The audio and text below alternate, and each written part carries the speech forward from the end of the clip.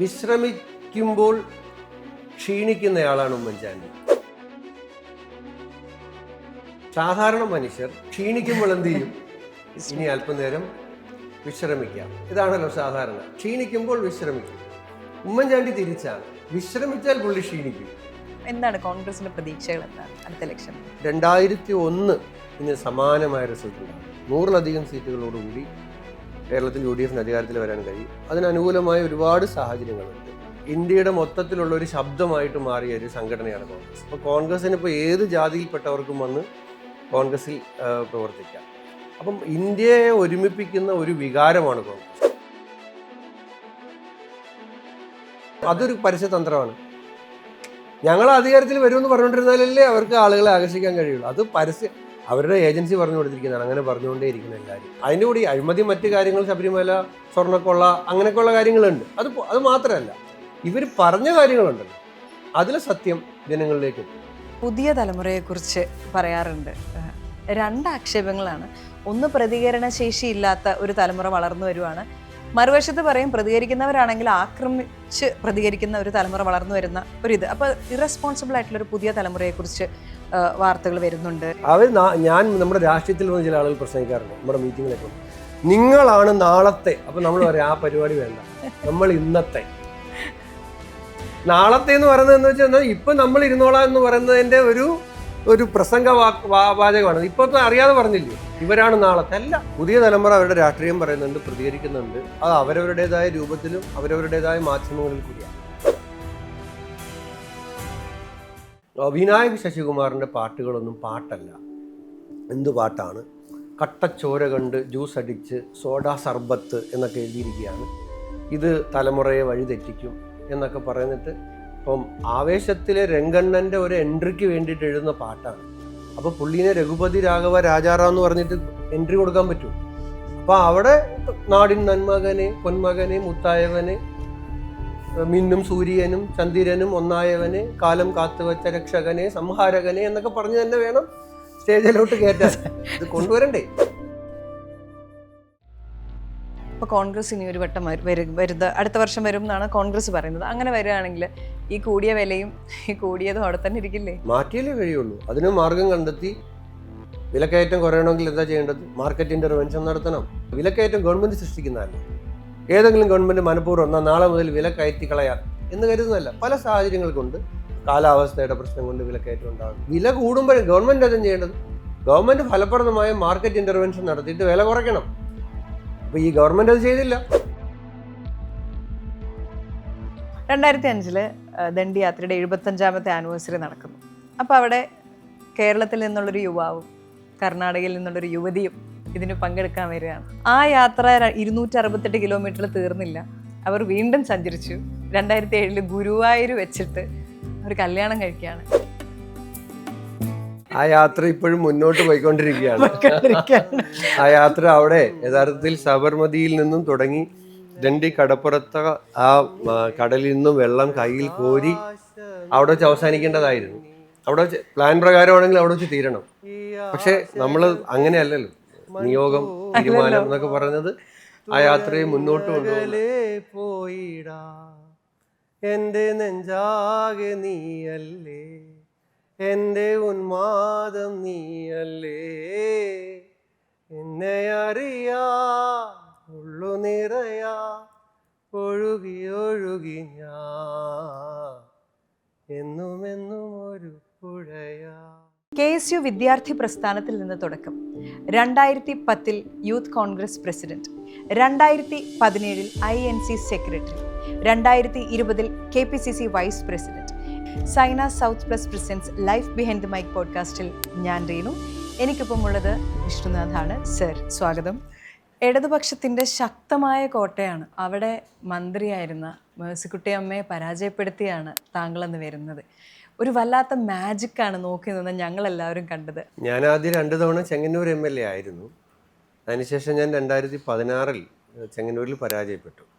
അതിനുശേഷമാണ് എന്നെ കൊല്ലത്ത് കുണ്ടറയിൽ മേഴ്സിക്കുട്ടി അമ്മ സിറ്റിംഗ് MLA ആയിരുന്ന, മന്ത്രിയായിരുന്ന കോൺസ്റ്റിറ്റ്യുവൻസിയിൽ മത്സരിക്കാൻ എൻ്റെ പാർട്ടി ആവശ്യപ്പെടുകയായിരുന്നു. അപ്പോൾ തീർച്ചയായും അതൊരു ആ കോൺസ്റ്റിറ്റ്യുവൻസി പുതുതായിട്ട് ഉണ്ടായതിന് ശേഷം കോൺഗ്രസ് ജയിച്ചിട്ടില്ല. ഈ ഡീലിമിറ്റേഷന് ശേഷം വന്ന എല്ലാ ഇലക്ഷനിലും CPM ആണ് ജയിക്കുന്നത്. MA ബേബി 2 തവണ ജയിച്ചു, പിന്നീട് മേഴ്സിക്കുട്ടിയമ്മ ജയിച്ചു, വലിയ ഭൂരിപക്ഷത്തിൽ ജയിച്ചു. പക്ഷേ എനിക്കത് മാജിക്കായിട്ടൊന്നുമല്ല, എനിക്ക് അവിടുത്തെ ജനങ്ങളിൽ വിശ്വാസം ഉണ്ടായിരുന്നു. ഞാൻ ആദ്യം മത്സരിച്ചത് എൻ്റെ ജില്ലയിലായിരുന്നില്ല. 2006 ആദ്യം മത്സരിക്കുന്നത് ആലപ്പുഴ ജില്ലയിലാണ്. പക്ഷേ ഇതെൻ്റെ ജില്ലയാണ്, കൊല്ലം ജില്ലയാണ്. ഞാൻ പഠിച്ചതും വളർന്നതുമൊക്കെ ഇവിടെയാണ്. അപ്പോൾ അതുകൊണ്ട് എനിക്ക് അവിടുത്തെ ജനങ്ങളിൽ വിശ്വാസം ഉണ്ടായിരുന്നു. എനിക്ക് മത്സരിക്കാൻ വേണ്ടി എന്നെ തിരഞ്ഞെടുത്തിട്ട് പ്രചരണത്തിന് 14 ദിവസമേ ഉണ്ടായിരുന്നുള്ളൂ.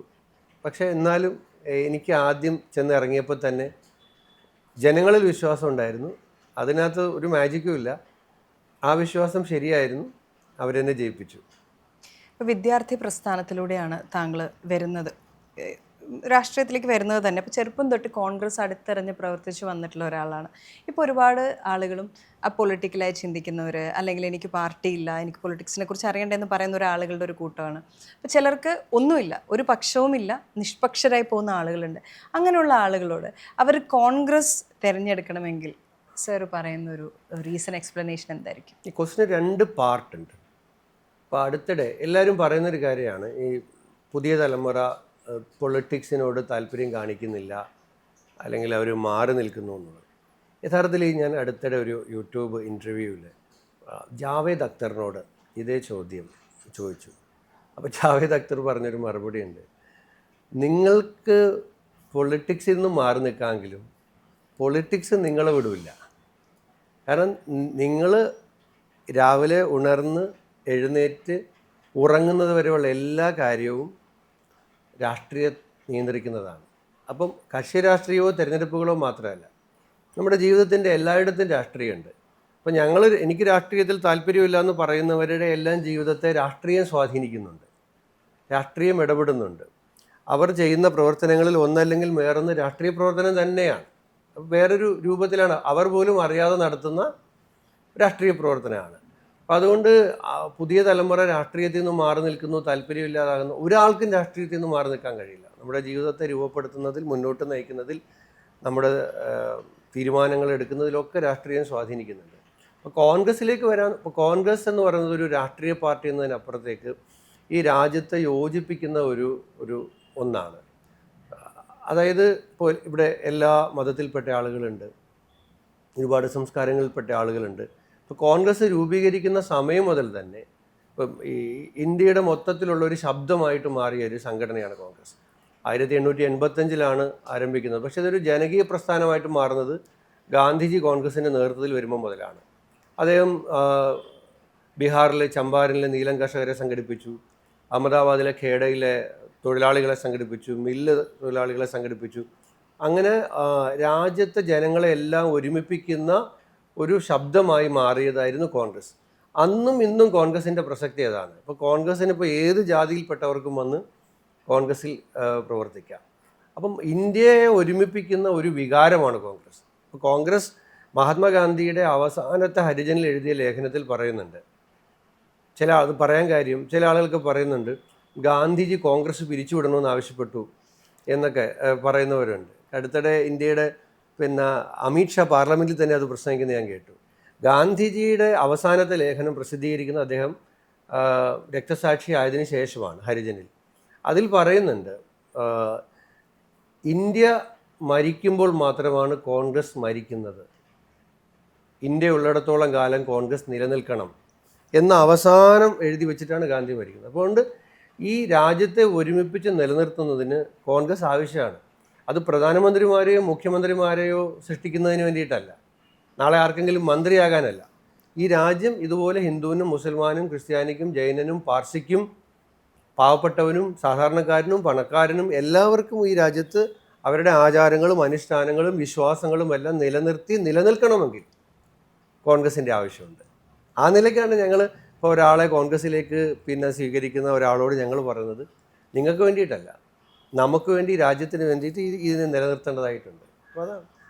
സാർ ഒരിക്കലും ഉമ്മൻചാണ്ടി സാറിനെ കുറിച്ച് വായിച്ചൊരു ലേഖനത്തെക്കുറിച്ച് പറഞ്ഞിട്ടുണ്ട്, വിശ്രമിച്ചാൽ ക്ഷീണിക്കുന്ന ഒരേ ഒരാളേ ഉള്ളൂ, അത് ഉമ്മൻചാണ്ടി സാറാണ് എന്ന്. അദ്ദേഹമില്ലാത്ത കോൺഗ്രസിനെ ആ വിടവ് എത്രത്തോളം ബാധിച്ചിട്ടുണ്ട്? അദ്ദേഹത്തിനപ്പോൾ അനുഭവങ്ങൾ ഉണ്ടാവില്ലേ? എനിക്കൊരു മാധ്യമ പ്രവർത്തകനാണ് എന്നോടത് പറഞ്ഞത്. പക്ഷെ എനിക്കത് ഭയങ്കരമായിട്ട് അത് പിന്നീട് അത് പറഞ്ഞിട്ട് പിന്നെ ഞാൻ വീണ്ടും വീണ്ടും ആലോചിച്ചു. കാരണം അദ്ദേഹം ഉമ്മൻചാണ്ടിയെക്കുറിച്ച് പറഞ്ഞത് ഇങ്ങനെയാണ്. എൻ്റെ ഒരു സ്നേഹിതനാണ്, കോഴിക്കോടുള്ള മാധ്യമപ്രവർത്തകനാണ് ഷൈബിൻ നന്മണ്ട, ഒരു ജേർണലിസ്റ്റാണ്. അദ്ദേഹം പറഞ്ഞൊരു വാചകമാണ്, ഈ വിശ്രമിക്കുമ്പോൾ ക്ഷീണിക്കുന്നയാളാണ് ഉമ്മൻചാണ്ടി. സാധാരണ മനുഷ്യർ ക്ഷീണിക്കുമ്പോൾ എന്ത് ചെയ്യും? ഇനി അല്പനേരം വിശ്രമിക്കാം. ഇതാണല്ലോ സാധാരണ, ക്ഷീണിക്കുമ്പോൾ വിശ്രമിക്കും. ഉമ്മൻചാണ്ടി തിരിച്ചാണ്, വിശ്രമിച്ചാൽ പുള്ളി ക്ഷീണിക്കും, അതുകൊണ്ട് വിശ്രമിക്കത്തില്ല, വിശ്രമമില്ലാതെ പ്രവർത്തിക്കും. എനിക്ക് അദ്ദേഹത്തോടൊപ്പം ഒരുപാട് യാത്ര ചെയ്യാൻ അവസരമുണ്ടായിട്ടുണ്ട്. അദ്ദേഹം മുഖ്യമന്ത്രി ആയിരുന്നപ്പോൾ ആലപ്പുഴയിൽ ബഹുജന സമ്പർക്ക പരിപാടി. അപ്പോൾ രാവിലെ 8 മണിക്ക് തുടങ്ങി. 8 മണിക്ക് തുടങ്ങി നിന്നുകൊണ്ടാണ് ആളുകളുടെ നിന്ന് പരാതി വാങ്ങുന്നത്. എന്നിട്ട് ആ പരാതിയിൽ നിന്നുകൊണ്ട് തന്നെ അതിൻ്റെ തീരുമാനങ്ങൾ, നടപടികൾ കുറിക്കും. കളക്ടർമാരെ മറ്റുദ്യോഗസ്ഥരെ വിളിച്ചു വരുത്തും, അവർക്ക് നിർദ്ദേശം കൊടുക്കും. ഞങ്ങളൊക്കെ ഇങ്ങനെ കൂടെ നിൽക്കുകയാണ്. ഞാനന്ന് ആലപ്പുഴയിൽ നിന്നുള്ള MLA ആണ്, ചെങ്ങന്നൂർ MLA ആണ്. ഉച്ചയായി, നമ്മളെല്ലാം ഉച്ചഭക്ഷണം കഴിക്കാൻ പോയി. അദ്ദേഹം ഉച്ചഭക്ഷണത്തിൻ്റെ ഗ്യാപ്പ് എടുത്തില്ല, ഇൻ്റർവെൽ ഇല്ലാതെ അവിടേക്ക് കരിക്കും വെള്ളമോ ചൂടുവെള്ളമോ കൊടുക്കും, ചായ കൊണ്ട് കൊടുക്കും, അത് നിന്നുകൊണ്ട് കുടിക്കും. വീണ്ടും ആളുകളെ കാണുന്നു. വൈകുന്നേരമായി, രാത്രിയായി, ഞങ്ങളൊക്കെ ഭക്ഷണം കഴിക്കാൻ വേണ്ടി പോയി. അപ്പോൾ അവിടെ പരാതി കൊടുക്കാൻ വരുന്നവർക്കും കൗണ്ടറിൽ ഭക്ഷണത്തിൻ്റെ കൗണ്ടറുണ്ട്, അവിടെ പോയിട്ട് അവർക്കും ഭക്ഷണം കഴിക്കാം. 12 മണിയായി രാത്രി. അതേപോലെ നിന്ന ആളുകളെ ആ പന്തലിൽ നിന്ന് ആളുകൾ നിറഞ്ഞു നിൽക്കുകയാണ്, ആളുകൾ വന്നുകൊണ്ടിരിക്കുക. ഞാൻ അദ്ദേഹത്തിനോട് എത്ര പ്രായവ്യത്യാസമുണ്ട്. 12 ആയപ്പോഴത്തേക്ക് ഞാൻ ക്ഷീണിച്ചു. ഞാൻ ആ താഴെ പന്തലിലോട്ട് പോയിട്ട് 2 ബെഞ്ച് അടുപ്പിച്ചിട്ടിട്ട് ഞാൻ 1 മണിക്കൂർ ഉറങ്ങി. 1 മണിക്കൂറൊക്കെ ആയപ്പോഴത്തേക്ക് ഉണർന്നിട്ട് ഞാൻ സ്റ്റേജിലോട്ടാണ് നോക്കുന്നത്, അവിടെ കഴിഞ്ഞു വന്നു. അപ്പോഴും അദ്ദേഹം നിന്ന് ക്ഷമയോടുകൂടി ഒരാളോടും ചൂടാകാതെ നിന്ന് പരാതി കേൾക്കുന്നു, പരിഹാരം കുറിക്കുന്നു, കളക്ടറെ വിളിക്കുന്നു, തഹസിൽദാരെ വിളിക്കുന്നു, ഉദ്യോഗസ്ഥരെ വിളിക്കുന്നു. 4:30 മണി, ഒരു 3 മണിയൊക്കെ ആയപ്പോൾ ഞങ്ങൾ പറഞ്ഞു, ഇനി ഒരു 100 ആളേ ഉള്ളൂ, ഈ 100 ആളുടെ നിന്ന് ഒരുമിച്ച് പരാതി വാങ്ങിക്കാം, നമുക്ക് സോർട്ട് ചെയ്ത് ഉദ്യോഗസ്ഥന്മാരെ ഏൽപ്പിക്കാം. അവർ സോർട്ട് ചെയ്ത് നാളെ സാറിന് ഓഫീസിൽ കൊണ്ടുതരും. അപ്പോൾ സാറ് സോർട്ട് ചെയ്ത് എളുപ്പമല്ലേ? പുള്ളി പറഞ്ഞു, നിങ്ങൾക്ക് പോകണമെങ്കിൽ പോയിക്കോളൂ, ഇവിടെ വന്ന അവസാനത്തെ ആളെയും നേരിൽ കണ്ട് നേരിൽ കേട്ട് അല്ലാതെ ഞാനിവിടുന്ന് പോവില്ല. 4:30 മണിയായപ്പോൾ അത് അവസാനിച്ചു. അവസാനത്തെ ആളെയും കണ്ടു. തലേ ദിവസം രാവിലെ 8 മണിക്ക് തുടങ്ങിയെന്ന് ആലോചിക്കണം. പിറ്റേ ദിവസം പുലർച്ചെ 4:30 മണിയായി. അപ്പോൾ അതുവരെ അദ്ദേഹം ഈ വെള്ളം കുടിക്കുന്നതല്ലാതെ ഒന്നും കഴിച്ചിട്ടില്ല. ഞങ്ങൾ അദ്ദേഹത്തെ കൊണ്ട് ആലപ്പുഴ ഗസ്റ്റ് ഹൗസിൽ പോയി. അപ്പോൾ അവിടെ നല്ല ചൂട് കഞ്ഞിയും പയറും ഒക്കെ എടുത്ത് വെച്ചിട്ടുണ്ടായിരുന്നു. അത് അദ്ദേഹത്തിന് കഴിക്കാൻ കൊടുത്തു. അദ്ദേഹം കഴിച്ചു. അതാണ് അദ്ദേഹം തലേ ദിവസം ബ്രേക്ക്ഫാസ്റ്റിന് ശേഷമുള്ള ആദ്യത്തെ ഭക്ഷണം. അത് കഴിച്ച് എന്നിട്ട് പുള്ളി ഒന്ന് ഫ്രഷ് ആകാനായിട്ട് റൂമിൽ പോയി. അപ്പോൾ ഞങ്ങൾ പുള്ളീൻ്റെ അടുത്ത് പറഞ്ഞു, സാറൊരു കാര്യം ചെയ്യും, സാറ് കിടന്ന് ഉറങ്ങിക്കോ, ഒരു 8:30-9 മണിയാകുമ്പോഴത്തേക്ക് വരാം, ബ്രേക്ക്ഫാസ്റ്റ് കഴിക്കുന്ന സമയമാകുമ്പോഴത്തേക്ക് ഞങ്ങൾ വരാം, സാറ് അതുവരെ ഒന്ന് ഉറങ്ങിക്കുമെന്ന്. അപ്പോൾ 4:30 മണിയായി. അല്ല, നിങ്ങളവിടെ വെയിറ്റ് ചെയ്യുമെന്ന് പറഞ്ഞ് ഞങ്ങൾ നോക്കുമ്പോൾ പുള്ളി ഒരു 5-6 മിനിറ്റ് കഴിഞ്ഞപ്പോഴത്തേക്കും കുളിച്ച് റെഡിയായി ഡ്രസ്സൊക്കെ മാറി വന്ന് നിൽക്കുകയാണ്. അത് വെച്ച് എന്ത് പരിപാടി? നാളെ രാവിലെ എനിക്ക് തൃപ്പൂണിത്തുറയിൽ പരിപാടിയുണ്ട്, കിടന്നാൽ ഞാനങ്ങ് ഉറങ്ങിപ്പോവും, അവിടെ രാവിലെ 8 മണിക്ക് എത്തേണ്ടതാണ്, സമയത്ത് എത്താൻ പറ്റില്ല, അതുകൊണ്ട് ഞാനങ്ങ് തൃപ്പൂണിത്തുറയ്ക്ക് പോവുകയാണ്, നിങ്ങൾ പൊക്കോന്ന് പറഞ്ഞിട്ട് അദ്ദേഹം കാറിൽ കയറിപ്പോയി. 1 മിനിറ്റ് ഉറങ്ങാതെ ഞാനതാണ്, നമ്മളിത് കാണുന്ന ഒരാൾ നമുക്ക് കിട്ടുന്നൊരു പാഠമാണ്. നമ്മൾ ആരുടെ മുമ്പിലും മുഷിയില്ല. അദ്ദേഹത്തിന് ഒരനുഭവം കൂടെ ഞാൻ പറയാം. അദ്ദേഹത്തെക്കുറിച്ചൊരു കഥയുണ്ട്. ഈ പുള്ളിക്ക് നമുക്കിപ്പോൾ സന്തോഷം കിട്ടാൻ വേണ്ടി സിനിമ കാണാൻ പോകും, പാട്ട് കേൾക്കും, പുസ്തകം വായിക്കും. ഇദ്ദേഹത്തിന് എങ്ങനെയാണ് സന്തോഷം കിട്ടുന്നത്? അപ്പം ഒരിക്കൽ പുതുപ്പള്ളി പള്ളിയിൽ പെരുന്നാളിൻ്റെ പരിപാടിക്ക് മോഹൻലാലായിരുന്നു അതിഥിയായിട്ട് വന്നത്. ഇദ്ദേഹത്തെക്കുറിച്ച് കേൾക്കുന്ന കഥയാണ്, സത്യമാണോന്ന് അറിയില്ല. പക്ഷേ ഇവർ വന്നു എന്നുള്ളതും പുള്ളി ഉണ്ടായിരുന്നു, അതൊക്കെ സത്യം, അതൊക്കെ നമ്മൾ ഫോട്ടോയും TV-യിലും ഒക്കെ കണ്ടതാണല്ലോ പ്രോഗ്രാം. മോഹൻലാലും ഉമ്മൻചാണ്ടി സാറും അടുത്തടുത്താണ് ഇരിക്കുന്നത്. കുറേ നേരമായിട്ട് ഇങ്ങനെ ഇരിക്കുകയല്ലേ. അപ്പം മോഹൻലാലിന് എന്തെങ്കിലും ഒന്ന് കുശലം ചോദിക്കണമല്ലോ പുള്ളിയോട്. അപ്പം ലാലേട്ടൻ പുള്ളിയോട് ചോദിച്ചു, ഈ തിരക്കിൻ്റെ ഇടയിൽ സാറിന് സിനിമയൊക്കെ കാണാനുള്ള സമയം കിട്ടാറുണ്ടോ എന്ന് ചോദിച്ചു. അപ്പോൾ പുള്ളി പറഞ്ഞു കാണാറുണ്ട്. അപ്പോൾ ചോദിച്ചു ഏത് സിനിമയാണ് അവസാനം കണ്ടത്? മഞ്ഞിൽ വിരിഞ്ഞ പൂക്കളം. പിന്നെ മോഹൻലാൽ പുള്ളിയോട് പിന്നെ സിനിമയെക്കുറിച്ചുള്ളതൊന്നും ചോദിച്ചില്ല. ഇത് ഞാൻ കേട്ടിട്ടുണ്ട്. ഒരിക്കൽ പുള്ളിയുടെ ഓഫീസുണ്ട്, നിയമസഭ നടക്കുകയാണ്. നിയമസഭ നടക്കുമ്പം പുള്ളിയുടെ നിയമസഭയ്ക്കകത്തൊരു ഓഫീസുണ്ട്. അതിനകത്ത് ഞാൻ സാറിനെ കാണാൻ ചെല്ലുമ്പം ഈ മൈ ഡിയർ കുട്ടിച്ചാത്തൻ ആധുനിക സാങ്കേതിക വിദ്യയൊക്കെ ഉപയോഗിച്ച് രണ്ടാമത് അവർ പുറത്തിറക്കുകയാണ്. അപ്പോൾ അതിൻ്റെ പ്രൊഡ്യൂസറും സാറിനൊരു ഇൻവിറ്റേഷൻ കൊടുക്കാൻ വന്നിട്ടുണ്ട്. നമ്മൾ ചെല്ലുമ്പോൾ അവർ നമുക്കും തന്നു. നമ്മൾ തന്നു, നിങ്ങളും കാണാൻ വരണം വൈകുന്നേരം 6 മണിക്ക് കൈരളിയിലോ മറ്റോ ആണ്. അപ്പം സാറിനെ ഏൽപ്പിച്ചു.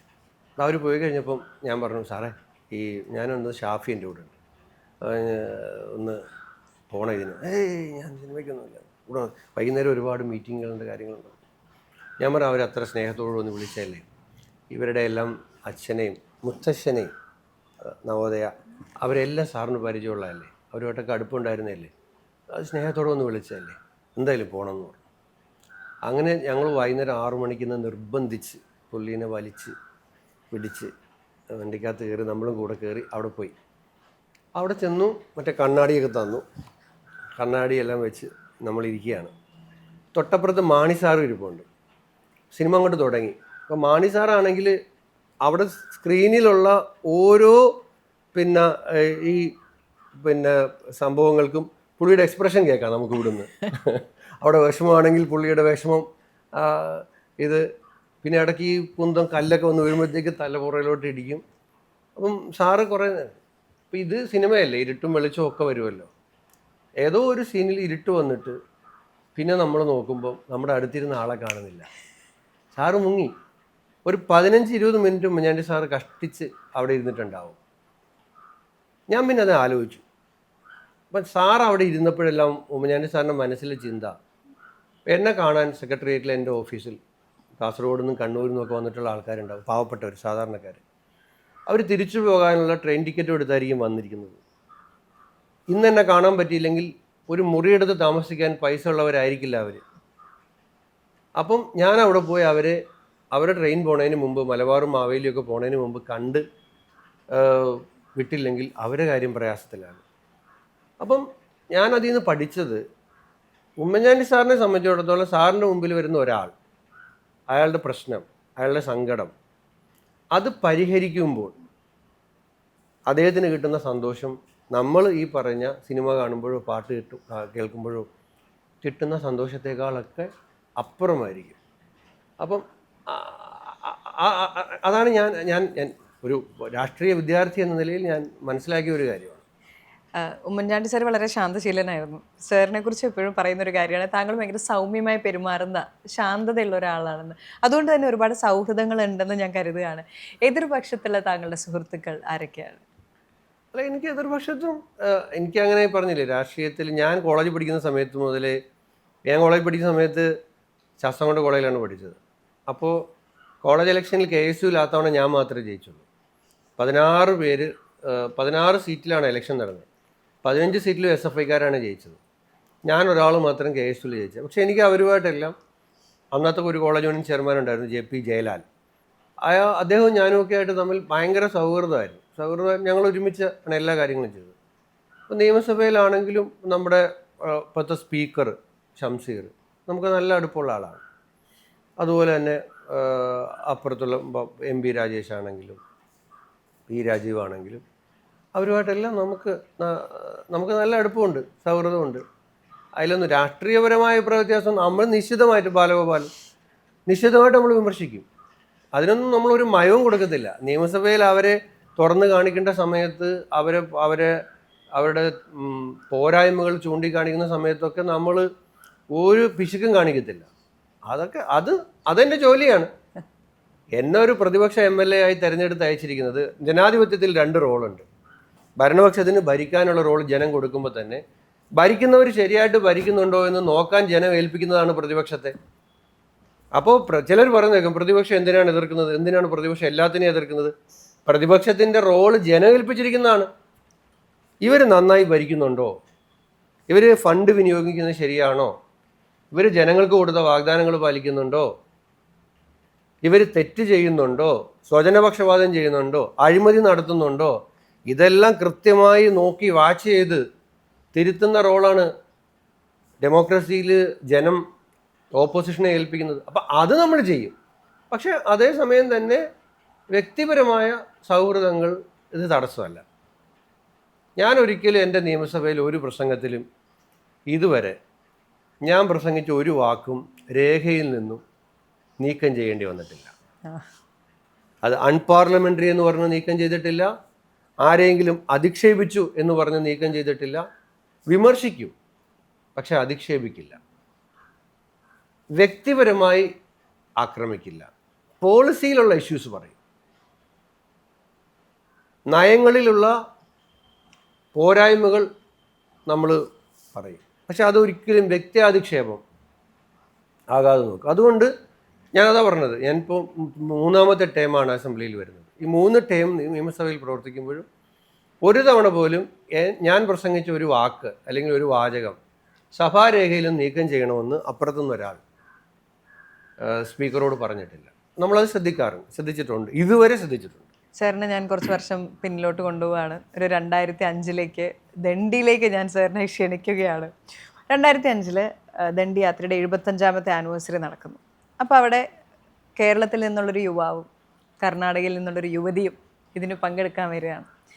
അവർ 22 ദിവസം അവർ അഹമ്മദാബാദിൽ നിന്ന് ദണ്ഡി വരെ യാത്ര ചെയ്യുന്നു. ആ യാത്ര 268 കിലോമീറ്ററിൽ തീർന്നില്ല. അവർ വീണ്ടും സഞ്ചരിച്ചു.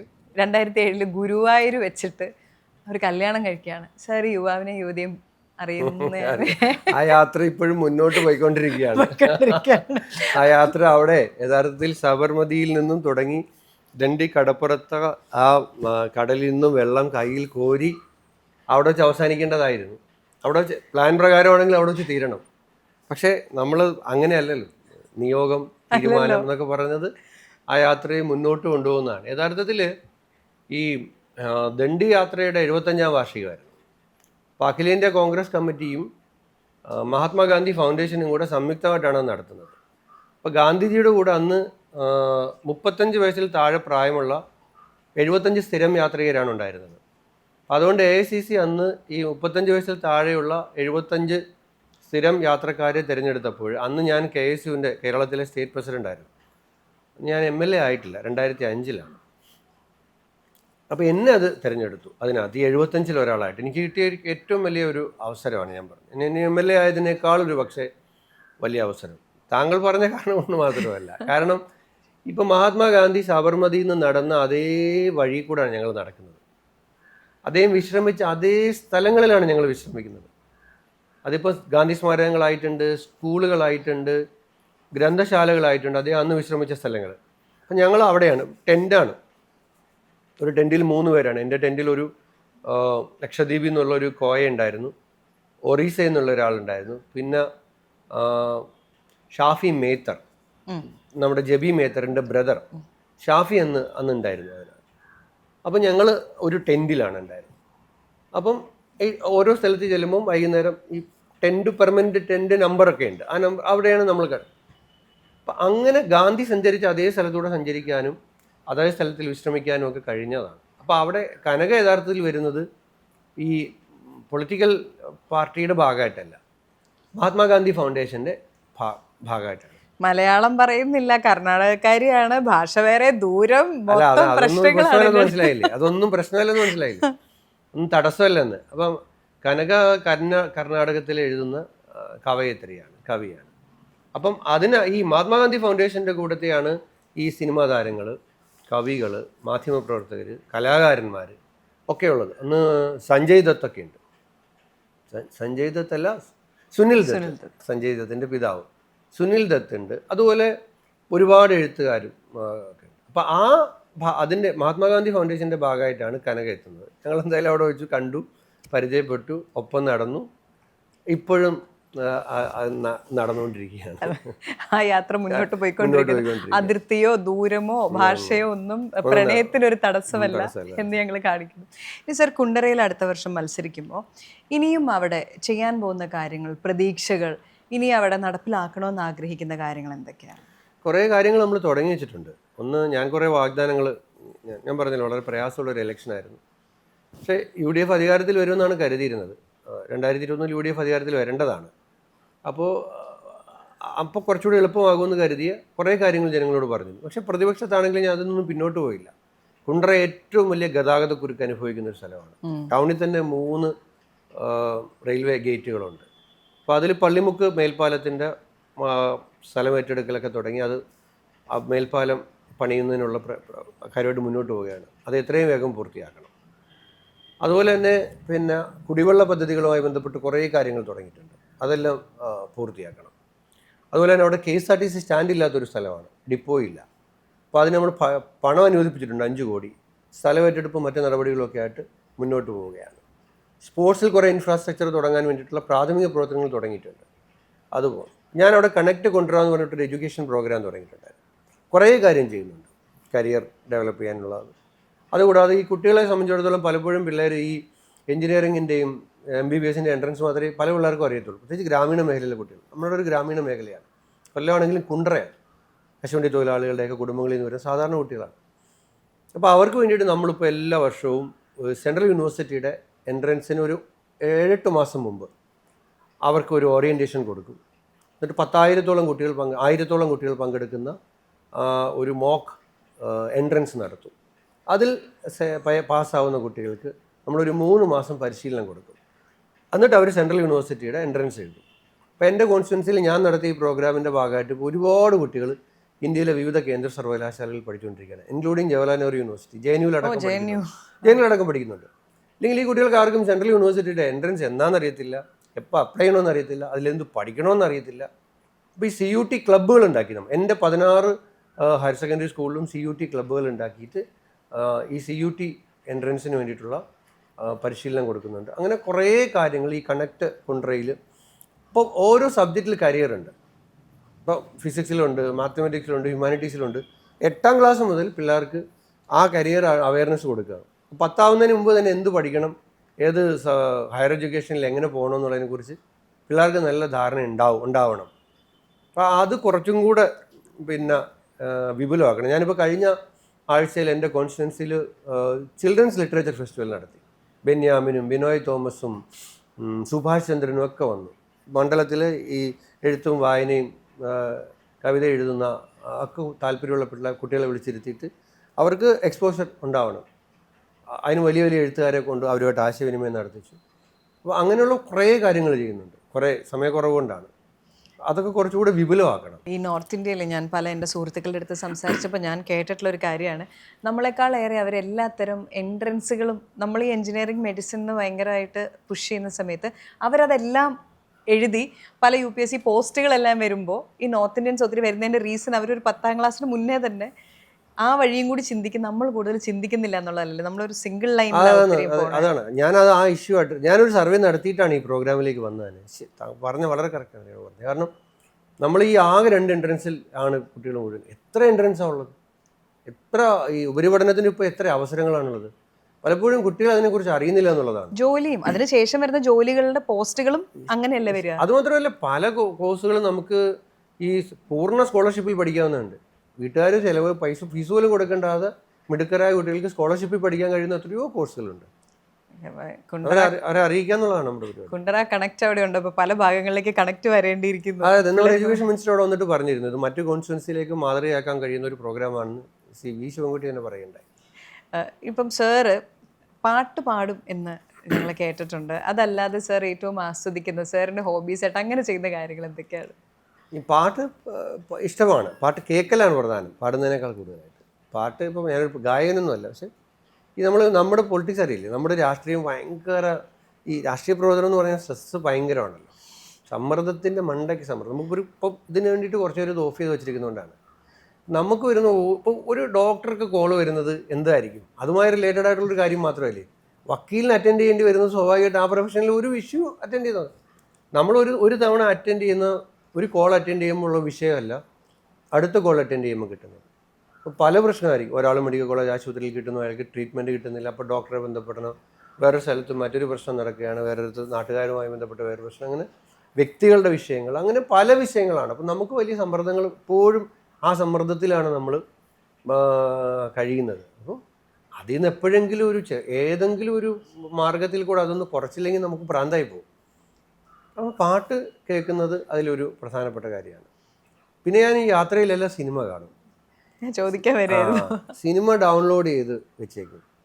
ഡൗൺലോഡ് ചെയ്ത് വെച്ചിട്ട് കിട്ടുന്ന സമയത്തെല്ലാം അപ്പോൾ തിയേറ്ററിൽ പോയും കാണും. തിയേറ്ററിൽ പോയി കാണാൻ പറ്റാതെ മിസ്സാവുന്ന ചില സിനിമകളുണ്ടെങ്കിൽ അത് നമ്മൾ പടം ഡൗൺലോഡ് ചെയ്തിട്ട് യാത്രയിലെല്ലാം സിനിമ കാണും. സിനിമ നമ്മുടെ ഒരു ഏരിയ. യാത്രകളിൽ മാത്രം. പക്ഷെ അപ്പോഴും കോൾ വരുമല്ലോ. അൺഇൻറ്ററപ്റ്റഡ് ആയിട്ട് കാണാനും പരിപാടി. അൺഇൻറ്ററപ്റ്റഡ് ആയിട്ട് കാണാൻ ഒരിക്കലും പറ്റത്തില്ല. കോൾ വരും, കോൾ അടിക്കേണ്ടി വരും. ആ ആഡംബരമൊന്നും നമ്മൾ ആഗ്രഹിക്കാൻ പാടില്ല. എല്ലാം ഓഫ് ചെയ്ത് വെച്ചിട്ട് ഇങ്ങനെ സിനിമ കാണുന്നത്. തിയേറ്ററിൽ പോകുമ്പോൾ കാണേണ്ടി വരും സ്വാഭാവികമായിട്ടും. എന്നാലും സൈലൻ്റ് ആക്കി വെച്ച് ചിലപ്പോഴൊക്കെ നമുക്ക് നോക്കേണ്ടി വരുമല്ലോ. അപ്പോൾ അത് നടക്കത്തില്ല ഒരു പൊളിറ്റീഷ്യൻ. എന്നാലും രാത്രിയിലൊക്കെ കാണാം, ഫ്ലൈറ്റിലിരിക്കുമ്പോൾ കാണാം, യാത്ര ചെയ്യുമ്പോൾ കാണാം. പക്ഷെ എല്ലാ പൊളിറ്റീഷ്യൻസും ഒരുപോലെ അല്ല. ഇപ്പം ചിലരെയൊക്കെ നമ്മൾ ജയിപ്പിച്ച് വിട്ട് കഴിഞ്ഞിട്ട് പിന്നീട് നമ്മൾ അവരെ 5 കൊല്ലം കഴിഞ്ഞിട്ടായിരിക്കും കാണുന്നത്. എന്ന് മാത്രമല്ല, ജയിക്കുന്നു, മന്ത്രിയാവുന്നു, പിന്നീട് ജനങ്ങൾക്ക് അവരിലുള്ള ഒരു അധികാരത്തിന് എല്ലാത്തിനും ഒരു പരിധിയുണ്ട്. ഇപ്പം നോർത്ത് ഇന്ത്യയിലൊക്കെ നോക്കിയിട്ടുണ്ടെങ്കിൽ നമ്മൾ പലപ്പോഴും എത്രയോ ആളുകൾ പറഞ്ഞു കേൾക്കുന്നു, പല സ്ഥലങ്ങളായിട്ട് വായിക്കുന്നു, അതായത് ജയിലിലിരുന്ന് വരെ ഭരണം നടത്തുക. അവിടെ ഇരുന്നാലും എന്ത് സംഭവിച്ചാലും, എത്ര അഴിമതി പ്രശ്നങ്ങളൊക്കെ ഉണ്ടെങ്കിലും ഒന്നും വരെ ബാധിക്കാത്ത പോലെ. എപ്പോഴെങ്കിലും ഈ റൈറ്റ് ടു റീകോൾ ഞങ്ങൾ ആളുകൾക്ക് തോന്നാറുണ്ട്, അങ്ങനെ റൈറ്റ് ടു റീകോൾ വേണം, അങ്ങനത്തെ ഒരു സിസ്റ്റം വെക്കണമെന്ന് നല്ല പൊളിറ്റീഷ്യൻസിന് തോന്നാറുണ്ട്. അല്ലപ്പോൾ അതിൽ തെറ്റൊന്നുമില്ല. പക്ഷെ അതിൽ പോസിറ്റീവ് നെഗറ്റീവ് ഉണ്ട് അതിനകത്ത്. ലോകത്ത് തന്നെ ഇപ്പം അമേരിക്കയിലെ ചില സ്ഥലങ്ങളിലൊക്കെ ഗവർണർമാരെ അതുപോലെയുള്ള ചില സ്ഥാനങ്ങളിൽ ഈ ലോക്കൽ അധികാര സ്ഥാനങ്ങളിൽ ഇരിക്കുന്നവരെയൊക്കെ തിരിച്ചു വിളിക്കാനുള്ള ചില പ്രൊവിഷൻസ് ചില രാജ്യങ്ങളൊക്കെ കൊണ്ടുവന്നിട്ടുണ്ട്. എല്ലായിടത്തും ഇല്ല. അത് നല്ലത് തന്നെയാണ്. ജനാധിപത്യത്തിൽ അയച്ച ജനങ്ങൾക്ക് തിരഞ്ഞെടുത്തതിന് ശേഷം അവർ പ്രതീക്ഷിച്ച പോലെ അല്ല പ്രവർത്തിക്കുന്നത്, അതിന് വിപരീതമായി പ്രവർത്തിക്കുന്നു എന്ന് പറയുമ്പോൾ അവർക്കത് തിരിച്ചു വിളിക്കാനുള്ളൊരു അധികാരം കിട്ടുന്നതിനെക്കുറിച്ചുള്ളൊരു ആശയം എന്ന നിലയിൽ നല്ലതാണ്. പക്ഷേ പലപ്പോഴും ഈ ഗവൺമെൻറ്റുകൾ സ്റ്റേബിൾ ആകുമ്പോൾ മാത്രമാണ് ഈ ഒരു വികസന പ്രവർത്തനങ്ങളൊക്കെ നമുക്ക് നല്ല നിലയിൽ കൊണ്ടുപോകാൻ കഴിയുള്ളൂ. ഇത് ഇങ്ങനെ ഈ റൈറ്റ് ടു റീകോളിൻ്റെ ഒരു പ്രശ്നം, ഇത് മിസ്യൂസ് ചെയ്യപ്പെട്ടാൽ, ഇപ്പോൾ ഉണ്ടാകുന്ന ഒരു വിഷയത്തിന്മേൽ ഒരു സോഷ്യൽ മീഡിയ ഹൈപ്പ് ഉണ്ടായ ഒരു ക്യാമ്പയിൻ വന്നു, ഭയങ്കര നെഗറ്റീവായിട്ട് അതിനെ ഉയർത്തിക്കൊണ്ട് വന്നു. ഒരു മാസം കഴിയുമ്പോഴത്തേക്കും അതിൻ്റെ യഥാർത്ഥ സ്ഥിതി പുറത്തു വരികയും അതല്ലെന്ന് വരികയും ചെയ്യുന്നു. അപ്പോൾ ഈ ഉയർന്നു വന്ന വിഷയത്തിൻ്റെ പേരിൽ ഒരാളെ തിരിച്ചു വിളിക്കാൻ തീരുമാനിച്ചാൽ ചിലപ്പോൾ അതല്ല ശരിയെന്ന് പറഞ്ഞാൽ അത് മിസ്യൂസ് ചെയ്യപ്പെടാനുള്ള സാധ്യതയുണ്ട്. ഇപ്പം ഇലക്ഷനുകൾ ഇങ്ങനെ നടത്തുന്നത്, ഇപ്പം 5 വർഷത്തെ ഇലക്ഷൻ്റെ തന്നെ ചിലവ് അറിയാമല്ലോ. ബൈ ഇലക്ഷൻസ് വരുമ്പോൾ ആളുകൾ പറയുന്നുണ്ട് ഇത് അധിക ചിലവാണെന്ന്. അപ്പോൾ അതുപോലെ ഇത് അങ്ങനെ മിസ്യൂസ് ചെയ്യപ്പെട്ടാൽ ഒന്ന് സ്ഥിരതയില്ലായ്മ ഉണ്ടാകും. പിന്നെ ഈ പറഞ്ഞ രൂപത്തിൽ ഒരു സമയത്ത് ഉയർന്നു വന്നൊരു കാര്യം പിന്നീട് ശരിയല്ല, അതല്ല ശരിയെന്ന് വന്നു കഴിഞ്ഞാൽ അതിൻ്റെ പേരിൽ ഒരാളെ മാറ്റിയിട്ട് പിന്നെ തിരിച്ചു കൊണ്ടുവരാൻ കഴിയുമോ? ഇപ്പോൾ രാഷ്ട്രീയ പ്രവർത്തകരുടെ ആരോപണങ്ങൾ വരും. പക്ഷെ നമ്മൾ കാണുന്ന ഒരു സിസ്റ്റം, സാർ പറഞ്ഞ പോലെ തന്നെ വരുന്നു, ആരോപണങ്ങൾ വരികയാണ്, അതിനുശേഷം പിന്നെ മീഡിയ ഭയങ്കര ഹൈപ്പാണ്, സോഷ്യൽ മീഡിയ, സാറ്റലൈറ്റ് ചാനൽസ്, എല്ലാത്തിലും നമ്മൾ ഇതിനെക്കുറിച്ച് ചർച്ച ചെയ്യുന്നു, അതിനെ പിന്താങ്ങുന്ന മാധ്യമങ്ങളുണ്ട്, എല്ലാവരും. പക്ഷെ ചിലപ്പോൾ അത് കഴിഞ്ഞൊരു മാസം കഴിയുമ്പോൾ ഈ പറഞ്ഞ പോലെ തന്നെ ഇതല്ല, വെറും ഒരു ആരോപണം മാത്രമാണ് എന്ന തിരിച്ചറിവിലേക്ക് നമ്മൾ എത്തുകയാണ്. പക്ഷെ അപ്പോഴത്തേക്കും നഷ്ടപ്പെടാനുള്ളത് നഷ്ടപ്പെടുകയും നമ്മുടെ വേദനകളിലൂടെ നമ്മൾ കടന്നു പോവുകയും ചെയ്തു കഴിഞ്ഞു. ഈ ഒരു പ്രവണത മാറണം, അല്ലെങ്കിൽ ഇതിനൊരു വഴി, അങ്ങനെ എന്തെങ്കിലുമൊക്കെ ചിന്തിക്കാറുണ്ടോ? വേറൊരു രൂപത്തിൽ പ്രസക്തമായൊരു ചോദ്യമാണ്. ഞാൻ നേരത്തെ ഉമ്മൻചാണ്ടിയെക്കുറിച്ച് പറഞ്ഞപ്പോൾ ഉമ്മൻചാണ്ടി സാറിന് ചില സോഫ്റ്റായിട്ടുള്ള ജനങ്ങളുമായി ബന്ധപ്പെട്ട കാര്യങ്ങൾ മാത്രമാണ് പറഞ്ഞത്. ഉമ്മൻചാണ്ടി ആളുകൾ കാണുന്നത് ഈ ആൾക്കൂട്ടങ്ങളുടെ ഇടയിൽ നിന്ന്, ഞാൻ നേരത്തെ പറഞ്ഞ പോലും മറുപടിയായി വന്നത്, ആൾക്കൂട്ടങ്ങളുടെ ഇടയിൽ നിന്നും ഈ പരാതി സ്വീകരിച്ച് അവയ്ക്കെല്ലാം ദുരിതാശ്വാസത്തിന് പൈസ കൊടുക്കുന്ന ഒരു ആനുകൂല്യ വിതരണക്കാരൻ എന്ന നിലയിലാണ്. പക്ഷേ ഉമ്മൻചാണ്ടി കേരളം കണ്ട ഏറ്റവും പ്രഗത്ഭനായ ഭരണാധികാരിയായിരുന്നു. കാരണം നോക്കൂ, കേരളത്തിലെ മേജർ ഇൻഫ്രാസ്ട്രക്ചർ പ്രോജക്റ്റുകളെല്ലാം കൊണ്ടുവന്നത് ഉമ്മൻചാണ്ടിയാണ്. ഇപ്പം തിരുവനന്തപുരത്തിൻ്റെ വിഴിഞ്ഞം തുറമുഖം നയനാർ ഗവൺമെൻറ്റിൻ്റെ കാലം മുതലുള്ള ആശയമാണ്. അതിനു മുമ്പ് കരുണാകരൻ്റെ മുഖ്യമന്ത്രി ആയിരുന്നപ്പോൾ MVR പോർട്ട് മിനിസ്റ്റർ ആയിരുന്ന സമയത്ത് തുടങ്ങിയ ആശയമാണ്. പിന്നീട് നയനാറുടെ കാലത്ത് കുറേ പരിശ്രമങ്ങൾ നടത്തി, പിന്നീട് AK ആന്റണിയുടെ കാലത്ത് കുറേ പരിശ്രമങ്ങൾ നടത്തി, അച്യുതാനന്ദൻ ഗവൺമെൻറ്റിൻ്റെ കാലത്ത് കുറേ പരിശ്രമങ്ങൾ നടത്തി. പക്ഷേ ഒന്നും അത് റിസൾട്ടിലേക്ക് വന്നില്ല. പക്ഷേ ഉമ്മൻചാണ്ടി മുഖ്യമന്ത്രിയായി വന്നു, കേന്ദ്രത്തിൽ മൻമോഹൻ സിംഗ് പ്രധാനമന്ത്രിയായിരുന്നു, സോണിയാഗാന്ധി അവിടെ UPA ചെയർപേഴ്സണായി, AK ആന്റണി പ്രതിരോധ മന്ത്രിയായുണ്ടായി. ആ സാഹചര്യങ്ങളെല്ലാം അനുകൂലമായിട്ട് അദ്ദേഹം ഉപയോഗിച്ച് തിരുവനന്തപുരത്തിൻ്റെയും കേരളത്തിൻ്റെ ഏറ്റവും വലിയ പദ്ധതി, ഇപ്പോഴത്തെ നമ്മുടെ മുഖ്യമന്ത്രി അന്ന് പാർട്ടി സെക്രട്ടറിയാണ്, അദ്ദേഹം പറഞ്ഞത് ഇത് 6000 കോടിയുടെ അഴിമതിയാണെന്നാണ്. യഥാർത്ഥത്തിൽ ആ അഴിമതി ആരോപണത്തിൽ ഭയന്ന് ഉമ്മൻചാണ്ടി വിഴിഞ്ഞം പദ്ധതിയിൽ നിന്നും പിന്മാറിയിരുന്നെങ്കിൽ കേരളത്തിന് വിഴിഞ്ഞം പദ്ധതി എന്നേക്കുമായി നഷ്ടപ്പെടുമായിരുന്നു. വിഴിഞ്ഞം, കൊച്ചി മെട്രോ ഒരുപാട് പ്രയാസങ്ങളുണ്ടായിരുന്നു. ഈ ഡൽഹി മെട്രോ അവരെ ഇതിനകത്ത് ഏൽപ്പിക്കുന്നത്, ശ്രീധരനെ ഇതിലേക്ക് കൊണ്ടുവരുന്നത്, അതിന് പിന്നെ ഫോറിൻ ഫണ്ട് ലോണ് സമാഹരിക്കുന്നതിൽ, അങ്ങനെ എല്ലാം ചെയ്ത് സ്ഥലം ഏറ്റെടുക്കുന്നതിൽ, എറണാകുളം പോലൊരു മഹാനഗരത്തിൽ സ്ഥലം ഏറ്റെടുക്കാൻ പോകുക എന്ന് പറഞ്ഞാൽ നിങ്ങൾ ആലോചിച്ച് നോക്കി, ഒരു കൊച്ചു മുനിസിപ്പാലിറ്റിയിൽ എത്ര പ്രയാസമായിരിക്കും. അതിൻ്റെ സ്ഥലം ഏറ്റെടുപ്പ് എല്ലാം കഴിഞ്ഞ് കൊച്ചി മെട്രോ അതിൻ്റെ ട്രയൽ റണ്ണും കഴിഞ്ഞിട്ടാണ് അദ്ദേഹം മുഖ്യമന്ത്രി സ്ഥാനത്ത് നിന്ന് മാറുന്നത്. കണ്ണൂർ വിമാനത്താവളം അതിൻ്റെയും 90% പ്രവൃത്തിയും ആ കാലത്ത് തന്നെ പൂർത്തിയായിട്ടുണ്ട്. ഈ ഗവൺമെൻറ് വന്നപ്പോഴാണ് അത് ഉദ്ഘാടനം ചെയ്തത്, ബാക്കി 10% പൂർത്തിയാക്കി. മെഡിക്കൽ കോളേജുകൾ, പാലക്കാട് SCST മെഡിക്കൽ കോളേജ്, കോന്നിയിലെ മെഡിക്കൽ കോളേജ്, മഞ്ചേരിയിലെ മെഡിക്കൽ കോളേജ്, വയനാട്ടിലെ മെഡിക്കൽ കോളേജ്, ഇങ്ങനെ ഒരു ജില്ലയിൽ ഒരു മെഡിക്കൽ കോളേജ് എന്ന് പറഞ്ഞിട്ട്. ഇപ്പം നമ്മളിപ്പോൾ തിരുവനന്തപുരത്ത് കഴിഞ്ഞ ദിവസമാണ് ഈ ഒരു രോഗിയുടെ ശബ്ദ സന്ദേശം പുറത്തു വന്നത്. നെഞ്ചുവേദന വന്നിട്ട് വേണു എന്ന് പറഞ്ഞൊരു ഓട്ടോറിക്ഷ ഡ്രൈവർ, ഞാൻ അയാളുടെ വീട്ടിൽ പോയതാണ്, അദ്ദേഹത്തിൻ്റെ വീട്ടിൽ പോയതാണ്. അദ്ദേഹത്തിന് 5 ദിവസം മെഡിക്കൽ കോളേജിൽ തറയിൽ കിടത്തിയിരുന്നു. ആൻജിയോഗ്രാം എടുക്കേണ്ടതാണ്, എടുത്തില്ല. നെഞ്ചുവേദന വന്നിട്ട് 5 ദിവസം. അവസാനം അയാൾ മരണപ്പെടുന്നതിന് മുമ്പ് കൂട്ടുകാരനൊരു വോയിസ് അയച്ചിട്ട് പറഞ്ഞു, എനിക്കൊരു നായ്ക്ക് കിട്ടുന്ന പരിഗണന പോലും കിട്ടിയിട്ടില്ല, എന്നെ ചികിത്സിക്കാൻ ആരും വരുന്നില്ല, ഞാൻ മരണപ്പെട്ടാൽ ഈ വോയിസ് പുറത്തു വിടണം, വേറൊരാൾക്ക് ഈ അവസരം വരരുത്. അപ്പം ഞാൻ ഈ മുഖ്യമന്ത്രി ആയിരുന്നപ്പോൾ തിരുവനന്തപുരത്ത് 2ാമതൊരു medical college all India medical കൗൺസിലിൻ്റെ അംഗീകാരം വാങ്ങിച്ച് 100 സീറ്റ് സാങ്ഷനായി.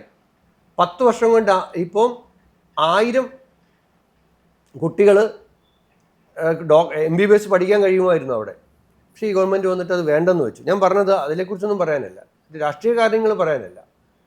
ആ മുഖ്യമന്ത്രി യഥാർത്ഥത്തിൽ വീണ്ടും തുടർ ഭരണം കിട്ടി അധികാരത്തിൽ വരേണ്ടതായിരുന്നു.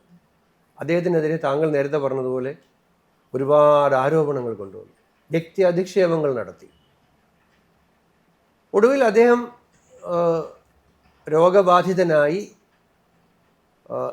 ജീവിതത്തിൻ്റെ അവസാന ഘട്ടത്തിലേക്ക് കടക്കുമ്പോൾ അദ്ദേഹത്തിന് എന്തായാലും മരിക്കുന്നതിന് മുമ്പ് അദ്ദേഹം കുറ്റക്കാരനല്ല എന്ന് രാജ്യത്തെ പരമോന്നത അന്വേഷണ ഏജൻസിയായ CBI കണ്ടെത്തിയ റിപ്പോർട്ട് അദ്ദേഹത്തിന് വായിക്കേണ്ടി വന്നു. പക്ഷെ അപ്പോഴേ പിന്നെ അദ്ദേഹം ഒരു 1-1.5 മാസമേ ജീവിച്ചിരുന്നുള്ളൂ. അദ്ദേഹം വേട്ടയാടപ്പെട്ടു, ആരോപണങ്ങൾക്ക് ഇരയായി. ആ ഓരോ ആരോപണങ്ങളും, രാജ്യത്തിന് ഇതിനു മുകളിലൊരു ഏജൻസി ഇല്ലല്ലോ CBI. കേരളത്തിലെ ഒരുപാട് ഏജൻസികൾ അന്വേഷിച്ചു, പോലീസ് അന്വേഷിച്ചു, എല്ലാത്തിൽ നിന്നും അദ്ദേഹത്തെ നിരപരാധിയാണെന്ന് കണ്ടെത്തി. പക്ഷേ അദ്ദേഹവും അദ്ദേഹത്തിൻ്റെ കുടുംബവും അദ്ദേഹത്തെ ഇഷ്ടപ്പെടുന്നവരും ഒക്കെ, ഞാനത് അടുത്തുനിന്ന് കണ്ടിട്ടുള്ള ഒരാളാണ്. അദ്ദേഹത്തിൻ്റെ കൂടെ വളരെ ചെറുപ്പം മുതലേ ഒപ്പം യാത്ര ചെയ്ത ഒരാളെന്ന നിലയിൽ മലയാളി പ്രായശ്ചിത്തം ചെയ്തു. 36 മണിക്കൂർ എടുത്തു തിരുവനന്തപുരത്തു നിന്നും അദ്ദേഹത്തിൻ്റെ വീട്ടിലെ ആ ഭൗതിക ശരീരം. ഞാൻ ആ ബസ്സിലുണ്ടായിരുന്ന ഒരാളാണ്. നിങ്ങളെല്ലാം കണ്ടതാണ് ജനങ്ങളുടെ പ്രതികരണം. മലയാളിയുടെ പ്രായശ്ചിത്തമായിരുന്നു, ആരെങ്കിലും ചെയ്തതായിരിക്കും. വേട്ടയാടിയ മുഴുവൻ ആളുകൾക്ക് വേണ്ടിയിട്ട് മലയാളി കണ്ണീരൊഴുക്കി പ്രായശ്ചിത്തം ചെയ്തു. അന്ന് ഉമ്മൻചാണ്ടി ഈ പദ്ധതികളെല്ലാം കൊണ്ടുവന്നില്ലായിരുന്നെങ്കിൽ നോക്കൂ, ഇപ്പോഴാണെങ്കിൽ നോക്കൂ. അതല്ലാതെ വേറെ ഏതൊരു മേജർ ഇൻഫ്രാസ്ട്രക്ചർ പ്രോജക്റ്റാണ് കേരളത്തിൽ ഇപ്പോൾ ഉള്ളത്? വിഴിഞ്ഞമല്ലാതെ, കൊച്ചി മെട്രോ അല്ലാതെ, കണ്ണൂർ എയർപോർട്ട് അല്ലാതെ, ഈ മെഡിക്കൽ കോളേജുകളല്ലാതെ ഏതാണ് മേജർ ഇൻഫ്രാസ്ട്രക്ചർ പ്രോജക്റ്റ്? പറയൂ, ഇല്ല. അപ്പം ഞാൻ പറഞ്ഞത്, അദ്ദേഹത്തിന് ഒരു അവസരവും കൂടെ കിട്ടിയിരുന്നെങ്കിലോ? അദ്ദേഹത്തിന് ഇതെല്ലാം കുറച്ചുകൂടെ നന്നായിട്ടുണ്ടോ? അത് മനസ്സിൽ റൈറ്റ് ടു ഹെൽത്ത് ഒക്കെ ഉണ്ടായിരുന്നു. എന്നോട് എപ്പോഴും പറയുമായിരുന്നു, റൈറ്റ് ടു ഇൻഫർമേഷൻ വന്നു, റൈറ്റ് ടു എഡ്യൂക്കേഷൻ വന്നു, റൈറ്റ് ടു ലേബർ, ഈ MNREGA നരേഗ വന്നു. അതെപ്പോഴും യാത്ര ചെയ്യുമ്പോഴൊക്കെ പറഞ്ഞു, നമുക്ക് ഇനി അധികാരത്തിൽ വരുവാണെങ്കിൽ റൈറ്റ് ടു ഹെൽത്ത്, അതായത് പണം ഇല്ലാത്തതിൻ്റെ പേരിൽ നമ്മുടെ നാട്ടിൽ ഒരാൾക്കും ചികിത്സ നിഷേധിക്കപ്പെട്ടിരുന്നു. സ്വകാര്യ ആശുപത്രിയിലടക്കം അങ്ങനെയുള്ള ആളുകൾക്ക് സൗജന്യമായി ചികിത്സിക്കാൻ കഴിയുന്ന തരത്തിൽ റൈറ്റ് ടു ഹെൽത്ത് ഇന്ത്യയിൽ ആദ്യമായി കേരളത്തിൽ തുടങ്ങണം. അപ്പം ഇന്ത്യയിൽ ആദ്യത്തെ സ്റ്റാർട്ടപ്പ് പോളിസി കൊണ്ടുവന്ന സ്റ്റേറ്റ് കേരളമായിരുന്നു. ഇന്ത്യയിൽ ആദ്യത്തെ ട്രാൻസ്ജെൻഡർ പോളിസി കൊണ്ടുവന്ന സ്റ്റേറ്റ് കേരളമായിരുന്നു. അദ്ദേഹത്തിൻ്റെ കാലത്താണ് കൊണ്ടുവന്നത്. സോഷ്യൽ സെക്യൂരിറ്റി, കോക്ലിയർ ഇംപ്ലാന്റേഷൻ, ശ്രുതിതരംഗം, സ്നേഹപൂർവം, എത്ര പദ്ധതികളായിരുന്നു. സോഷ്യൽ സെക്യൂരിറ്റി ആകട്ടെ, ഇൻഫ്രാസ്ട്രക്ചർ ആകട്ടെ, ഇങ്ങനത്തുള്ള നിയമനിർമ്മാണങ്ങളാകട്ടെ. അടുത്ത ഇലക്ഷൻ വരികയാണ്. ഇലക്ഷൻ വരുമ്പോൾ ശരിക്കും കോൺഗ്രസിൻ്റെ പ്രതീക്ഷകൾ എന്താണെന്ന് സർ പറഞ്ഞിട്ട് എനിക്കിനി ചോദിക്കാനുള്ള ഒരു കാര്യം ഞാൻ ചോദിക്കാം. എന്താണ് കോൺഗ്രസിൻ്റെ പ്രതീക്ഷകൾ, എന്താണ് അടുത്ത ഇലക്ഷനിൽ? അല്ല, ഞങ്ങൾ തീർച്ചയായും 2001 സമാനമായ റിസൾട്ട് ഉണ്ടാകും. 100-ലധികം സീറ്റുകളോടുകൂടി കേരളത്തിൽ UDFന് അധികാരത്തിൽ വരാൻ കഴിയും. അതിനനുകൂലമായ ഒരുപാട് സാഹചര്യങ്ങളുണ്ട്. കാരണം ജനങ്ങൾക്കിടയിൽ നിലവിലുള്ള ഗവൺമെൻറ്റിനെതിരായിട്ടുള്ള വലിയ അതൃപ്തിയുണ്ട്. ഗവൺമെൻറ്റിൻ്റെ അവസാന കാലത്ത് അവർ കുറേ PR ഒക്കെ ചെയ്യുന്നുണ്ട്. ഞാൻ അതിലൊരു ഉദാഹരണം പറയാം. ഒരുപാട് ക്യാപ്സൂളുകളൊക്കെ ഉണ്ട്. ഞാൻ ഇന്നലെ മിനിഞ്ഞാന്നോ ഒരു TV ചാനൽ ചർച്ച കാണുകയായിരുന്നു.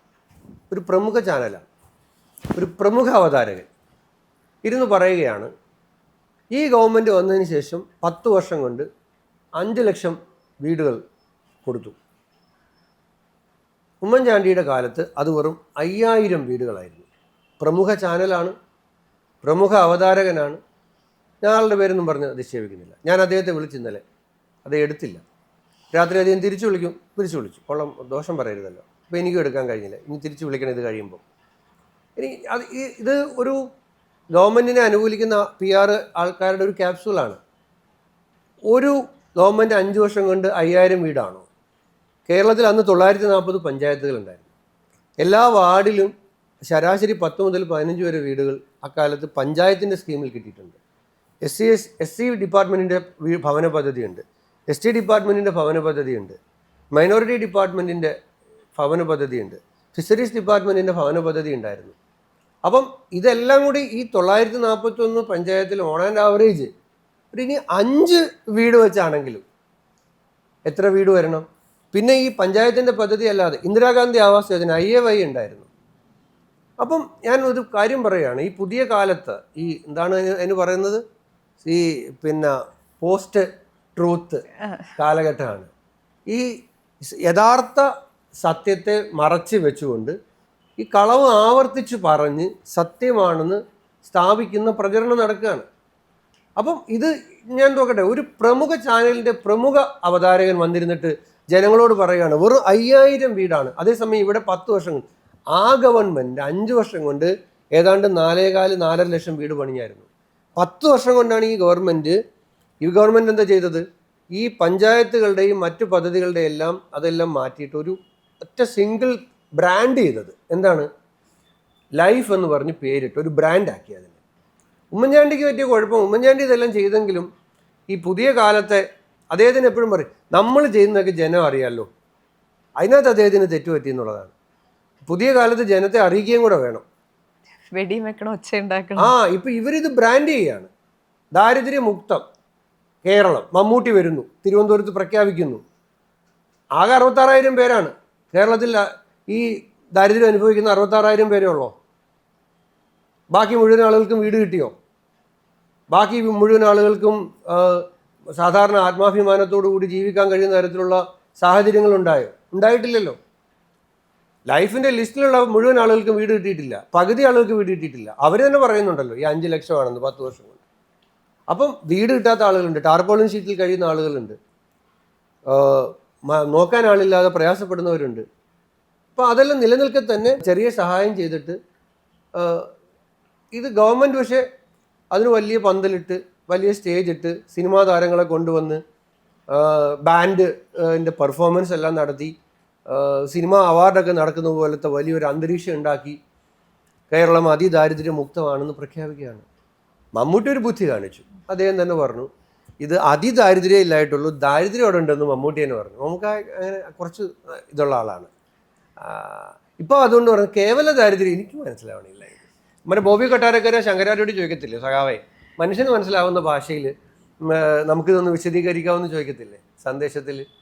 അതേപോലെ ഈ അതിദാരിദ്ര്യം, കേവല ദാരിദ്ര്യം, നമ്മളെ നാട്ടിൽ പാവപ്പെട്ട ആളുകളുണ്ട്, വീടില്ലാത്ത ആളുകളുണ്ട്, വരുമാനം കുറവുള്ള ആളുകളുണ്ട്, വളരെ തുച്ഛമായ പെൻഷൻ 1,600 രൂപ, ഇപ്പോൾ അത് 2,000 രൂപയ്ക്ക് 400 രൂപയാണ് കൂട്ടിയത്. 5 വർഷം അധികാരത്തിൽ നിന്ന് ഗവൺമെൻറ് ഇറങ്ങാൻ പോകുമ്പോൾ 4 മാസം ഉള്ളപ്പോൾ 400 രൂപ കൂട്ടി, 4.25 കൊല്ലം കൂട്ടിയില്ല. അപ്പം ഇതാണ് യാഥാർത്ഥ്യം എന്നിരിക്കെ ഗവൺമെൻറ് ഇങ്ങനെ സോഷ്യൽ മീഡിയയിലെ ഇൻഫ്ലുവൻസേഴ്സിനെ കൊണ്ടും അല്ലാതെയും എല്ലാം ഇങ്ങനെ പറയുകയാണ് ഇവിടെ വലിയ മാറ്റമാണ്. എവിടെ മാറി? മാലിന്യമുക്തം കേരളം. കേരളത്തിലെ എല്ലാ മുനിസിപ്പാലിറ്റിക്കും മാലിന്യ നിർമ്മാർജ്ജന സംവിധാനങ്ങളുണ്ടായോ? എല്ലാ കോർപ്പറേഷനുകൾക്കും ഉണ്ടായോ? ഉണ്ടായിട്ടില്ല. ഉണ്ടാകുമ്പോഴാണല്ലോ നമ്മളത് പറയേണ്ടത് കേരളം മാലിന്യമുക്തമായി എന്നുള്ളത്. അപ്പോൾ ഇവിടെയാണ് ഇതൊരു പുതിയ കാലത്തെ ഒരു ഏർപ്പാടാണ്. ഏത്? നിങ്ങളിപ്പോൾ 66,000 പേർക്കാണ് ആനുകൂല്യം കൊടുക്കുന്നതെങ്കിലും നിങ്ങൾ ഉറുദു പത്രത്തിൽ പരസ്യം കൊടുക്കണം, നിങ്ങൾ ഹിന്ദി പത്രത്തിൽ പരസ്യം കൊടുക്കണം, നിങ്ങൾ ഇംഗ്ലീഷ് ചാനലിന് പരസ്യം കൊടുക്കണം. ഇവിടെ 66,000 പേർക്ക് ആനുകൂല്യം കൊടുത്തിട്ടുള്ളൂ. പക്ഷേ ഈ പരസ്യങ്ങളുടെ പളവളപ്പിൽ പക്ഷെ ഇത് വിജയിക്കാൻ പോണില്ല. സാർ, അപ്പോൾ അവിടെ സാർ പറഞ്ഞതിൽ 2 കാര്യങ്ങളുണ്ട്. ഒന്ന്, സാർ ഇപ്പോൾ ഒരു പ്രമുഖ ചാനലിൽ ഒരു പ്രമുഖ അവതാരകൻ പറഞ്ഞത് എന്ന് പറയുന്നവിടം തൊട്ട് ഒരു സാധാരണക്കാരനെ സംബന്ധിച്ചിടത്തോളം അതൊരു പ്രശ്നമാണ്. അതിപ്പോൾ ഞാനാണത് കാണുന്നതെങ്കിൽ ഞാൻ അറിയുകയാണ്, ഓക്കെ ഇത്ര പേര് വന്നു, എൻ്റെ മനസ്സിൽ ഡെഫിനറ്റ്ലി ഒരു പോസിറ്റീവ് ഇൻഫ്ലുവൻസ് ഈ പറയുന്ന ആളുകളെക്കുറിച്ച് ഉണ്ടായിക്കഴിഞ്ഞു. അപ്പോൾ ഒന്ന്, ഇത് പണം കൊടുത്ത് അല്ലെങ്കിൽ ഒരു PR സ്ട്രാറ്റജിയുടെ ഭാഗമായി ചാനലുകൾ പ്രവർത്തിക്കുന്നു എന്നുള്ളതാണ് സാർ പറയുന്ന ഒരു കാര്യം. രണ്ടാമത്തെ കാര്യം, നമ്മൾ ചെയ്യുന്നത് അറിയുന്നില്ല, മറ്റുള്ളവർ ചെയ്യുന്നത് അറിയുന്നു. അത് നമ്മുടെ ഒരു പോരായ്മയല്ലേ? ഈ രണ്ടും ആണ് സാർ പറയുന്നത്. ഇപ്പം നമ്മൾ രണ്ടും ചെയ്തുകൊണ്ടിരിക്കുകയാണ്. അതുകൊണ്ട് ഏത് ഈ വ്യാജ പ്രചരണത്തിൻ്റെ സത്യം. എനിക്കൊരു 16 വയസ്സുള്ള ഒരു കുട്ടീനെ കൊണ്ട് ഈ മുഴുവൻ ഫാക്സും കൊടുത്തിട്ട് ഈ പ്രമുഖ അവതാരകൻ പറഞ്ഞത് വസ്തുതയുടെ അടിസ്ഥാനത്തിൽ കളവാണെന്ന് ഒരു മൊബൈൽ ഫോണിൽ ഷൂട്ട് ചെയ്ത് പുറത്തുവിടാൻ പറ്റും. ആരുടെ ക്രെഡിബിലിറ്റിയാണ് പോണത്? ഈ മാധ്യമപ്രവർത്തകൻ്റെ ക്രെഡിബിലിറ്റി പോകത്തില്ലേ? വലിയ രാഷ്ട്രീയക്കാരനൊന്നും വേണ്ട, ഒരു 16-17 വയസ്സുള്ള ഒരു പയ്യൻ ഈ കാര്യം പറഞ്ഞു കൊടുത്താൽ അയാൾക്ക് പറയാൻ പറ്റും. പക്ഷെ അത് എന്തുകൊണ്ടാണ് ഇപ്പോൾ വേണ്ടെന്ന്? അല്ല, അത് വെക്കുന്നില്ലല്ലോ, പറയാൻ പോവില്ലേ? ഞാനതുപോലെ തന്നെ പെൻഷനുമായി ബന്ധപ്പെട്ട് ഇതുപോലെ തന്നെ ആ പ്രമുഖ ചാനലിൽ നിന്ന് ഇതുപോലൊരു വ്യാജ പ്രചരണം വന്ന സമയത്ത് ഞാൻ അതിൻ്റെ ആളെ വിളിച്ചിട്ട് ചോദിച്ചു, നിങ്ങൾ ഈ ഒരു കാര്യം പറയണ കേട്ടു പെൻഷൻ സംബന്ധിച്ചിട്ട് 18 മാസം മുന്നേ ഞാൻ കാലത്ത് കുടിശ്ശികയായിരുന്നു. ഞാൻ പറഞ്ഞു, ഞാൻ നിയമസഭയിൽ ചോദിച്ചതാണ്. 18 മാസം കുടിശ്ശികയാണെങ്കിൽ നിങ്ങൾ ആ കുടിശ്ശിക കൊടുത്തതിൻ്റെ ഒരു സർക്കാർ ഉത്തരവ് കാണിക്കില്ല. ഏത് ഹെഡ് ഓഫ് അക്കൗണ്ടിലാണ് അത് കൊടുത്തത്? ഇല്ല. നിങ്ങൾ തന്നെ വൈറ്റ് പേപ്പറിൽ പറയുന്നുണ്ട് 3 മാസത്തേക്ക് കണക്കാക്കുന്ന 1,000 കോടി കുടിശ്ശികയായി കൊടുത്തു എന്നുള്ളത്. അത് എൻ്റെ കയ്യിലുണ്ട്. എന്നിട്ട് നിങ്ങളിപ്പോൾ ആ രാഷ്ട്രീയ പാർട്ടിക്കാർ പറയുന്ന പോലെ തന്നെ ആ പ്രചരണം നിങ്ങളുടെ മാധ്യമ സ്ഥാപനത്തിൽ നിന്ന് നടത്തുകയാണ്. അപ്പോൾ എന്തെങ്കിലും രേഖയുണ്ടോ അതിന്? അത് രേഖയുണ്ട്. അത് അവരുടെ ഒരു മുൻ മന്ത്രി തരാമെന്ന് പറഞ്ഞിട്ടുണ്ടെന്ന് പറഞ്ഞു. അത് കിട്ടാതാണ് ഇത് അടിച്ചു വിട്ടേക്കുന്നത്. എന്നിട്ട് തരുമെന്ന് പറഞ്ഞു. ഞാൻ പറഞ്ഞു അത് കിട്ടുമ്പോൾ എനിക്കൊന്ന് തരണേന്ന് പറഞ്ഞു. തരാമെന്ന് പറഞ്ഞു. അന്ന് വൈകുന്നേരം ഞാൻ വിളിച്ചു. ആ മന്ത്രി തന്നായിരുന്നോ രേഖ? മുൻ മന്ത്രിയാണ്, തന്നോ? 1ാം പിണറായി സർക്കാരിലെ മന്ത്രിയായിരുന്നു, CPM നേതാവാണ്. ഇല്ല, നാളെ തരാമെന്ന് പറഞ്ഞു. ഞാൻ പറഞ്ഞു ഞാൻ നാളെ രാവിലെ വിളിക്കാമെന്ന് പറഞ്ഞു. പിറ്റേ ദിവസം രാവിലെ ഞാൻ വിളിച്ചു. ആ രേഖ കിട്ടിയിട്ടുണ്ടെങ്കിൽ എനിക്കൊന്ന് വേണമെന്ന്. കിട്ടിയിട്ടില്ല. അത് പിന്നെ തരാമെന്ന് പറഞ്ഞു. ഞാൻ പറഞ്ഞു കിട്ടില്ല, അത് പിന്നെ തരാൻ കഴിയില്ല, കാരണം ഇല്ലാത്തത് എങ്ങനെ തരും? എൻ്റെ കയ്യിലുള്ള ഇത് ഞാൻ അങ്ങോട്ട് തരാമെന്ന് പറഞ്ഞു. അപ്പം ഞാൻ പറഞ്ഞത് കുറേ കഴിയുമ്പോൾ മാധ്യമ സ്ഥാപനങ്ങളുടെ വിശ്വാസ്യത പോകും. ഇപ്പോൾ കിഫ്ബി ഉപയോഗിച്ചിട്ട് മാധ്യമങ്ങൾക്ക് പരസ്യം കൊടുക്കുന്നുണ്ട്. പരസ്യം കൊടുത്തിട്ട് പരസ്യം വാർത്ത എന്ന രൂപത്തിൽ അവർ യഥാർത്ഥത്തിൽ പരസ്യമാണത്, പക്ഷെ അത് വാർത്ത എന്ന രൂപത്തിൽ അവർ സംപ്രേഷണം ചെയ്യുന്നുണ്ട്. പല മാധ്യമ സ്ഥാപനങ്ങളും ചെയ്യുന്നുണ്ട്. കാരണം ഇപ്പം ഈ കോവിഡിന് ശേഷം സ്ഥാപനങ്ങൾക്ക് പരസ്യം കിട്ടുന്നതിനകത്ത് വലിയ ഇടിവുണ്ടായിട്ടുണ്ട്. അപ്പം ഈ പൊളിറ്റിക്കൽ PR എടുക്കുന്നു എന്നാണ്. അല്ല, ഇവരുടെ പരസ്യം എന്ന് പറഞ്ഞാൽ ഇപ്പോൾ കൂടുതലും ഗവൺമെൻറ്റിൻ്റെ പരസ്യങ്ങളാണ്. അതെ. അപ്പം ദേശീയ ഗവൺമെൻറ്റിൻ്റെ ആണെങ്കിലും കേരളത്തിലെ ഗവൺമെൻറ് ആണെങ്കിലും മാധ്യമ സ്ഥാപനങ്ങൾക്ക് ഇപ്പോൾ കിട്ടുന്ന പരസ്യം കൂടുതലും സ്വകാര്യ കോർപ്പറേറ്റുകളുടെ അല്ല, ഗവൺമെൻറ്റാണ് അവരുടെ ഏറ്റവും വലിയ പരസ്യദാതാവ്. അപ്പം ഈ പരസ്യം കൊടുക്കുന്ന ഗവൺമെൻറ് അവർക്ക് കണ്ടീഷൻ വയ്ക്കും, ഈ കാര്യം നിങ്ങൾ പരസ്യം എന്ന രൂപത്തിലല്ല വാർത്തയാണെന്ന രൂപത്തിൽ കൊടുക്കണം. അങ്ങനെ അവർ വാർത്തയാണെന്ന് പറഞ്ഞ് കൊടുക്കും, പറയുകയൊക്കെ ചെയ്യും. അപ്പോൾ ഇത് പക്ഷേ ഇത് ജനങ്ങളുടെ മുമ്പിൽ ഇപ്പോൾ ഈ അതിദാരിദ്ര്യത്തിൻ്റെ കാര്യത്തിൽ തന്നെ അതങ്ങ് പൊളി. എന്താണെന്നറിയോ? കാരണം ആളുകൾക്ക് അറിയാമല്ലോ, അവർ പ്രയാസങ്ങൾ അറിയാമല്ലോ. അപ്പോൾ അതിന് മുമ്പിൽ പരസ്യത്തിൽ കൂടി TV യിൽ വന്നിട്ട് മമ്മൂട്ടിയോ മോഹൻലാലോ മഞ്ജു വാര്യരോ വന്നിട്ട് ദാരിദ്ര്യം മാറി എന്ന് പറഞ്ഞു കഴിഞ്ഞാൽ ദാരിദ്ര്യത്തിൽ കഴിയുന്ന ആൾ ഇത് കണ്ടോണ്ടിരിക്കുകയല്ലേ. But then again, sir, better PR ഉള്ളവര് വീണ്ടും അധികാരത്തിൽ വരും എന്നുള്ളതല്ലേ അപ്പൊ സാർ പറയുന്നത്? ഈ പുതിയ കാലത്തിന്റെ ഒരു ഇതിന് ഈ മേക്കപ്പിനൊക്കെ ഒരു പരിധിയില്ലെന്ന് പറയത്തില്ലേ ഏത് സിനിമയില? ഉദയനാണ് 1983 തോന്നുന്നു. ഉദയനാണ് താരം. ഉദയനാണ് താരത്തിലാണ്. ഉദയനാണ് താരം. 83 പറയുന്നുണ്ട്. അത് വേറൊരു അല്ല, സന്ദർഭം, അത് വേറെ സന്ദർഭത്തിലാണ് പറയുന്നത്. ഉദയനാണ് റോഷൻ ആൻഡ്രൂസിന്റെ ഉദയനാണ് താരത്തിൽ പറയുന്ന പോലെ ഇതിനൊക്കെ ഒരു പരിധിയുണ്ട്. ഇതൊക്കെ ഒരു തവണത്തേക്ക് ഓക്കെയാണ്, ആളുകളെ വിശ്വസിപ്പിക്കുക. കഴിഞ്ഞ തവണ ഉണ്ടായി, എല്ലാ തവണയും പറ്റൂല. ആർക്കായാലും അങ്ങനെയാണ്. നമ്മളൊരു ജെന്യൂൻ ആയിട്ടുള്ള സാധനത്തിൽ നിലനിൽക്കുള്ളൂ. ബ്രാൻഡ് ആകട്ടെ, നിങ്ങളെപ്പോലുള്ള മാധ്യമ സ്ഥാപനങ്ങളാകട്ടെ, ഇത് മാധ്യമ സ്ഥാപനങ്ങളാണല്ലോ, വിഷ്വൽ മീഡിയ ആകട്ടെ, എല്ലാം അത് നിങ്ങളൊരു ഒരു ഒരു ജെന്യൂൻ സാധനത്തിന് നിങ്ങൾ മാർക്കറ്റ് ചെയ്താൽ അത് കുറച്ച് ദീർഘകാലം നിൽക്കും. നിങ്ങളൊരു തട്ടിപ്പ് സാധനത്തെ എത്ര കാലം നിങ്ങൾ ഈ പരസ്യത്തിൽ അടിച്ച് ഒരു പതഞ്ജലി എന്നൊക്കെ പ്രസാദനം പൊളിഞ്ഞു പോയില്ലേ? എന്തുവായിരുന്നു പരസ്യം? ബാബാ രാംദേവിൻ്റെ എല്ലാവരും വാങ്ങാൻ പോയില്ലേ പതഞ്ജലി? ഇപ്പോൾ ആരെങ്കിലും വാങ്ങണുണ്ടോ? കുറ്റപ്പെടുത്തുകയല്ല, ഞാൻ വേറെ കാര്യം, അങ്ങനെ പല ഉൽപ്പന്നങ്ങളുടെ കാര്യം പറയാം. അങ്ങനെ പൊളിയാൻ പോകുന്ന ഒരു പ്രോഡക്റ്റാണ് ഈ പിണറായി വിജയൻ്റെ ഈ പിണറായി 3 എന്ന് പറയുന്നത്. ആ പരസ്യം കേരളത്തിൽ വിജയിക്കാൻ പോണില്ല. വളരെ കോൺഫിഡൻ്റ് ആയിട്ടാണ് അവർ പറയുന്നത് അടുത്ത വർഷവും ഒരു അധികാരത്തിൽ വരും. അങ്ങനെ അതൊരു പരസ്യതന്ത്രമാണ്. ഞങ്ങൾ അധികാരത്തിൽ വരുമെന്ന് പറഞ്ഞുകൊണ്ടിരുന്നാലല്ലേ അവർക്ക് ആളുകളെ ആകർഷിക്കാൻ കഴിയുള്ളൂ. അത് അവരുടെ ഏജൻസി പറഞ്ഞു കൊടുത്തിരിക്കുന്നതാണ്, അങ്ങനെ പറഞ്ഞുകൊണ്ടേ ഇരിക്കണം എല്ലാവരും. അതുകൊണ്ട് ജനം ഇനി അതെടുക്കില്ല, ആ ഉൽപ്പന്നം ഇനി വിൽക്കില്ല. കാരണം അത് ഫേക്കാണെന്ന് ആളുകൾക്ക് ബോധ്യമായി. ഈ പറഞ്ഞതെല്ലാം അതിൻ്റെ കൂടി അഴിമതി, മറ്റു കാര്യങ്ങൾ, ശബരിമല, സ്വർണ്ണക്കൊള്ള, അങ്ങനെയൊക്കെയുള്ള കാര്യങ്ങളുണ്ട്. അത് മാത്രമല്ല, ഇവർ പറഞ്ഞ കാര്യങ്ങളുണ്ടല്ലോ, അതിലെ സത്യം ജനങ്ങളിലേക്ക് എത്തും. അപ്പോൾ ആളുകൾ ദുരിതം അനുഭവിക്കുകയാണെന്നേ. വെള്ളക്കരം കൂട്ടി, കറണ്ട് ചാർജ് കൂട്ടി, പിന്നെ വീട്ടുകാരൻ കൂട്ടി, കെട്ടിട നികുതി കൂട്ടി, പിന്നെ പെർമിറ്റ് ഫീസ് കൂട്ടി, രജിസ്ട്രേഷൻ ഫീസ് കൂട്ടി. ഇതെല്ലാം ഒരു സാധാരണ ശരാശരി മനുഷ്യൻ വിലക്കയറ്റ സൂചികയിൽ ഇന്ത്യയിൽ 1-ാം സ്ഥാനത്താണ്. തൊഴിലില്ലായ്മയിൽ, അതായത് അഭ്യസ്തവിദ്യരായ ചെറുപ്പക്കാരുടെ തൊഴിലില്ലായ്മയിൽ ഇന്ത്യയിൽ 1-ാം സ്ഥാനത്താണ്. അപ്പം ഇതെല്ലാം ഞാൻ എൻ്റെ വീട്ടിലൊരു PSC പരീക്ഷ എഴുതിയ ഒരു കുട്ടിയുണ്ടെങ്കിൽ ആ കുട്ടിക്ക് പരസ്യം കണ്ടിട്ട് വല്ല കാര്യമുണ്ടോ? അപ്പം ജോലി കിട്ടിയിട്ടില്ലല്ലോ. ഇപ്പം നമ്മുടെ പ്രധാന ഇവൻറ്റുകളെല്ലാം സ്പോൺസർ ചെയ്യുന്നത് ആരാ ശ്രദ്ധിച്ചിട്ടുണ്ടോ? ആരാ? തുണിക്കടക്കാരാണോ?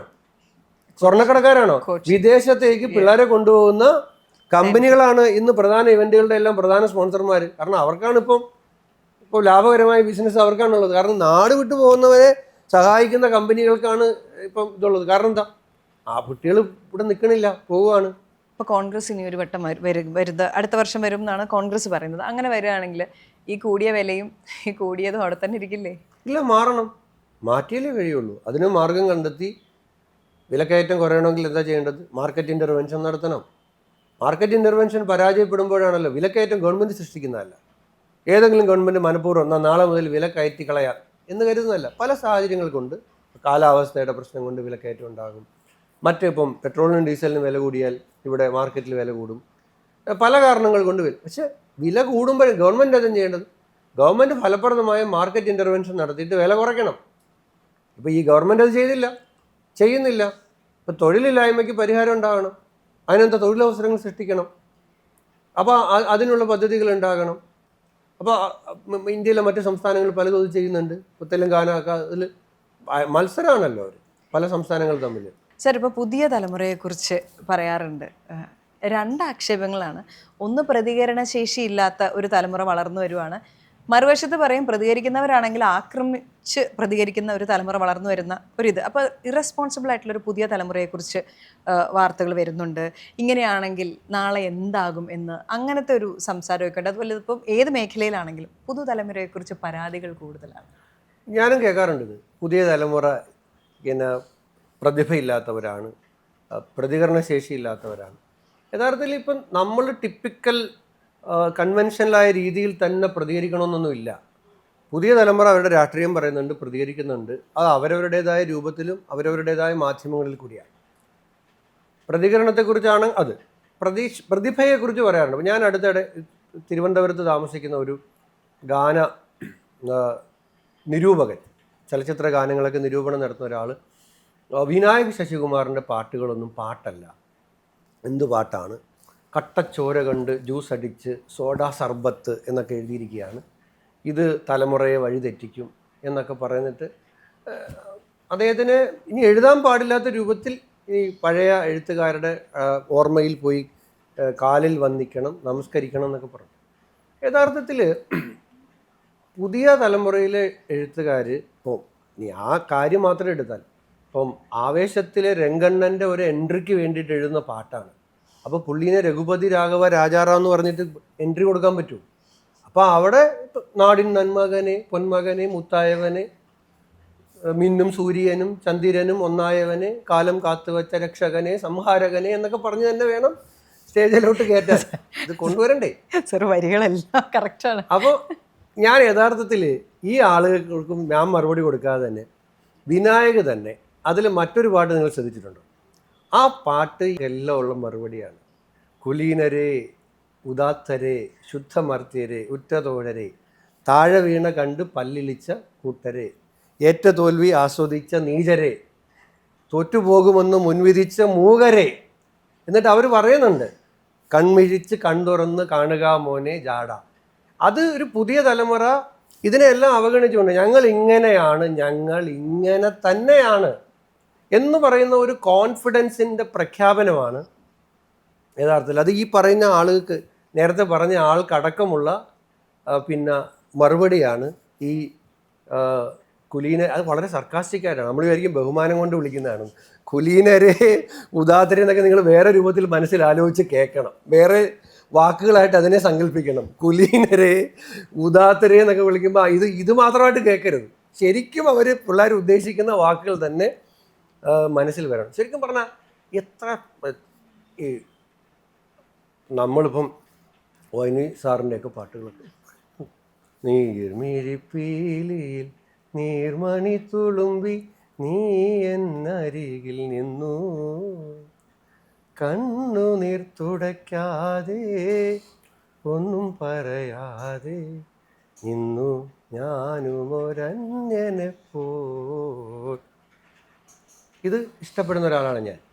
അതേ സമയം തന്നെ എനിക്ക് പിടയുന്നൊരെൻ്റെ ജീവനിൽ കിനാവു തന്ന കൺമണി, നീല്ലയെങ്കിലെന്നിലെ പ്രകാശമില്ലിനി.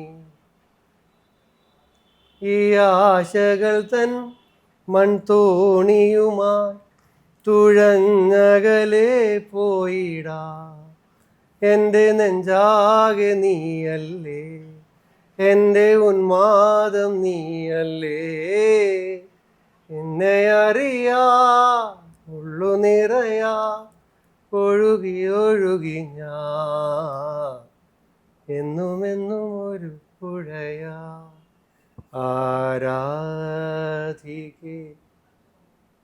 ഇത് ഈ കട്ടച്ചോര കൊണ്ട് എഴുതിയ വിനായക് ശശികുമാർ തന്നെ എഴുതിയിരിക്കുന്നതാണ് ഇതും.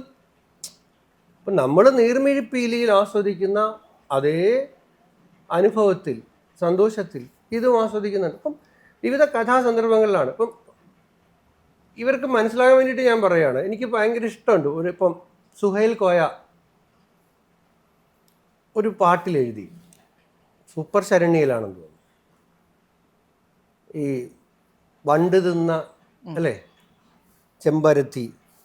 അത് നമ്മളിപ്പോൾ ഒരു പെൺകുട്ടിയെക്കുറിച്ച് പറയുമ്പോൾ ഝാൻസി റാണി എന്നാണ് പറയുന്നത്. പക്ഷെ അതിനകത്ത് പറയുന്നത് തോറ്റടിഞ്ഞ ഝാൻസി റാണി, പാട്ടൊഴിഞ്ഞ ആകാശവാണി, തോട്ടുവക്കത്താടി നിൽക്കണ കാറ്റാടി, അശുഭമംഗളകാരിണി എന്നാണ്. നമ്മൾ പൂമുഖവാതിൽക്കൽ സ്നേഹം വിടർത്തുന്ന പൂന്തിങ്കളാകുന്നു ഭാര്യ എന്നൊക്കെ പറയുന്നിടത്ത് നിന്ന് ഇങ്ങനെ എഴുതാനുള്ളൊരു ധൈര്യം ഉണ്ടാവുകയാണ് പുതിയ എഴുത്തുകാർക്ക്. അതുപോലെ പഴയ പ്രേതങ്ങൾ എന്ന് പറഞ്ഞാൽ കാമുകൻ വഞ്ചിച്ച് കൊല്ലപ്പെട്ട് മരണപ്പെട്ട് പിന്നെ വെള്ളസാരിയൊക്കെ കൊടുത്ത് ഇരുട്ടിൽ നിന്നും ഇങ്ങനെ സ്ലോ ഒഴുകി മെലഡി ഇങ്ങനെ ഒഴുകി വരികയാണ്. അവിടെ നിന്നിട്ട് ഇപ്പോൾ ഒരു പ്രേതം നിന്ന് പാടുകയാണ്, നിങ്ങൾക്കാദരാഞ്ജലി നേരട്ടെ. അതായത് ഒരു പ്രേതത്തെ കൊണ്ട് ചെയ്യിക്കാൻ പാടില്ലാത്ത പണിയെല്ലാം ഇവന്മാർ ചെയ്യിക്കുന്നുണ്ട്. പ്രേതത്തെ വെച്ച് കച്ചവടം നടത്തുകയാണ്, കാശുണ്ടാക്കുകയാണ്. ഒരു പ്രേതമാണെന്നുള്ള ഒരു മര്യാദയെങ്കിലും കാണിക്കട്ടെ എന്ന് നമ്മൾ പറയത്തില്ലേ എന്ന് പറഞ്ഞിട്ട് പ്രേതം പാടുന്ന പാട്ടാണല്ലോ. അപ്പോൾ ഡയറക്ടർ പറഞ്ഞു കൊടുക്കുകയാണ്, ഈ സന്ദർഭത്തിൽ പ്രേതത്തിന് പാടാൻ ഒരു പാട്ട് വേണമെന്ന് പറയുമ്പോൾ എഴുതുകയാണ്. നിങ്ങൾക്ക് ആദരാഞ്ജലി നേരട്ടെ. ഞാനത് നീട്ടിക്കൊണ്ടു വന്നില്ല. ഇപ്പോൾ ലോകയിലെ തന്നെ മോസിനാണ് എഴുതിയത്, മോസിൻ പരാരി. ഇപ്പോൾ സുഹൈൽ കോയ ആണെങ്കിലും വിനായക് ശശികുമാർ ആണെങ്കിലും മോസിൻ പരാരി ആണെങ്കിലും ഒരിപ്പം ആലത്തിന് സെൻറ്റർ, തനിയാളത്തി കലന്തർ, പിന്നെന്താണ് ആപത്തിന് മെൻഡർ, തരമാറാത്ത സറണ്ടർ. അപ്പം ഇങ്ങനത്തെ വാക്കുകൾ ഇപ്പം മാപ്പിളപ്പാട്ടി എന്നുള്ള വാക്കുകൾ കൊണ്ടുവരുന്നു, കലന്തർ എന്ന് പറഞ്ഞ വാക്കെടുത്തുകൊണ്ട് വരുന്നു. അപ്പം ഇങ്ങനെയാണ് നമ്മുടെ യക്ഷി. ഇപ്പം കല്യാണി പ്രിയദർശൻ്റെ യക്ഷിയിലേക്ക് വരുമ്പോൾ രോമാഞ്ചത്തിലെ യക്ഷിയല്ല, വേറൊരു യക്ഷിയാണ്. അപ്പോൾ അങ്ങനത്തെ യക്ഷിക്കൊരു പാട്ട് വേണമെന്ന് പറയുമ്പോൾ ഞാൻ പറഞ്ഞ അസാധ്യ പ്രതിഭകളല്ലേ ഇപ്പോഴത്തെ ഇവരാരും. ഇപ്പം റഫീഖ് അഹമ്മദോ അൻവർ അലിയോ ബി കെ ഹരിനാരായണനോ ഒക്കെ ഉണ്ട്, ഒരു തലത്തിൽ നിൽക്കുകയാണ്. അതിന് ഇവരെ പോലെയുള്ള ആളുകൾ എന്നിട്ടാണ് പറയുന്നത് പുതിയ തലമുറയിൽ എഴുത്തുകാരില്ല, പാട്ടില്ല, പ്രതിഭയില്ല എന്നൊക്കെ പറഞ്ഞാൽ നമ്മൾ അംഗീകരിച്ചു കൊടുക്കണോ? നമ്മൾ അംഗീകരിക്കില്ല. ഇത് എല്ലായിടത്തും ഉണ്ട്. ഇപ്പം ഞാൻ പറഞ്ഞല്ലോ, ഇപ്പം മലയാള സിനിമ ആഘോഷിക്കപ്പെടുന്നു.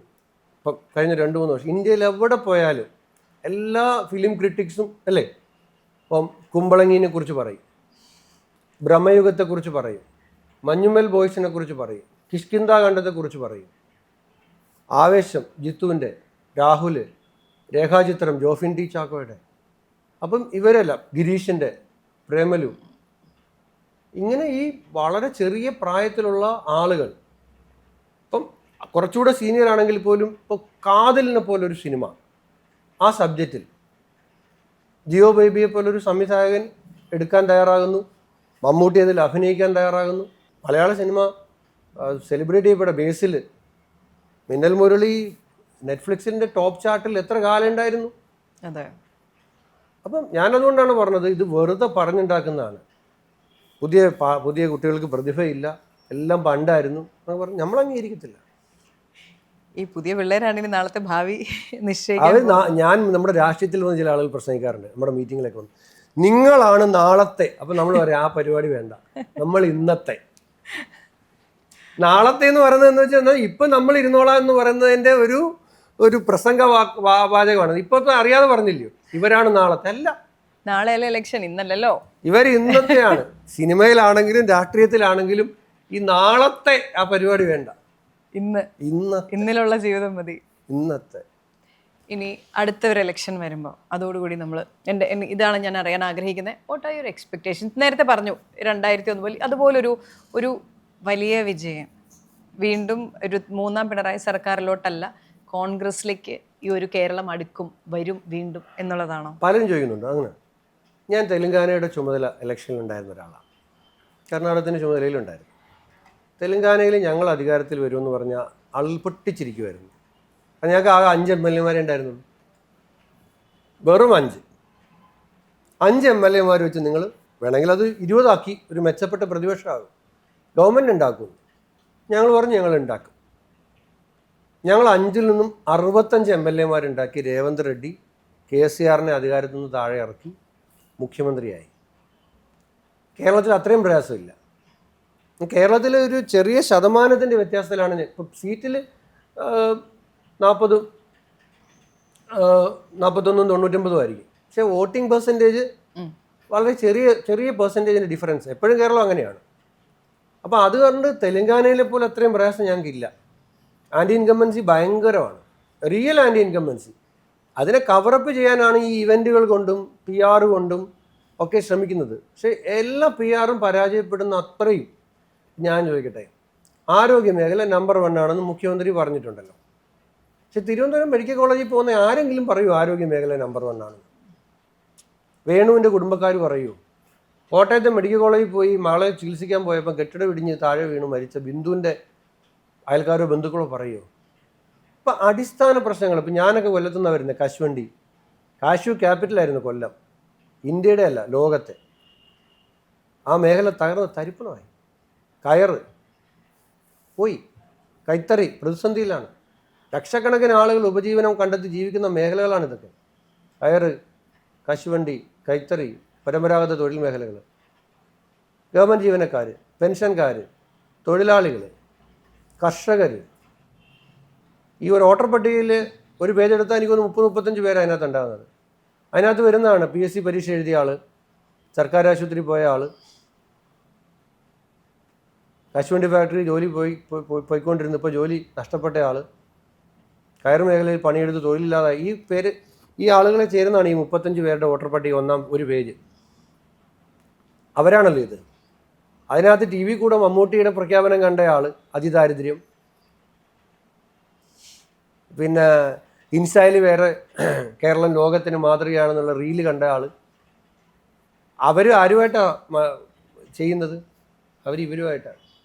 ഈ അടിസ്ഥാന പ്രശ്നങ്ങൾ പരിഹരിച്ചിട്ടില്ല. കറണ്ട് ചാർജ് 3 തവണ കൂട്ടിയിട്ട് അത് കൊടുത്തിട്ട് ഇനി 4ാമത്തെ കൂടുന്നത് എങ്ങനെ കൊടുക്കും എന്ന് ആകുലപ്പെട്ടിരിക്കുന്നവനാണ് ഈ വോട്ടർ പട്ടികയിൽ ഓരോ കള്ളത്തിലും ഉള്ളത്.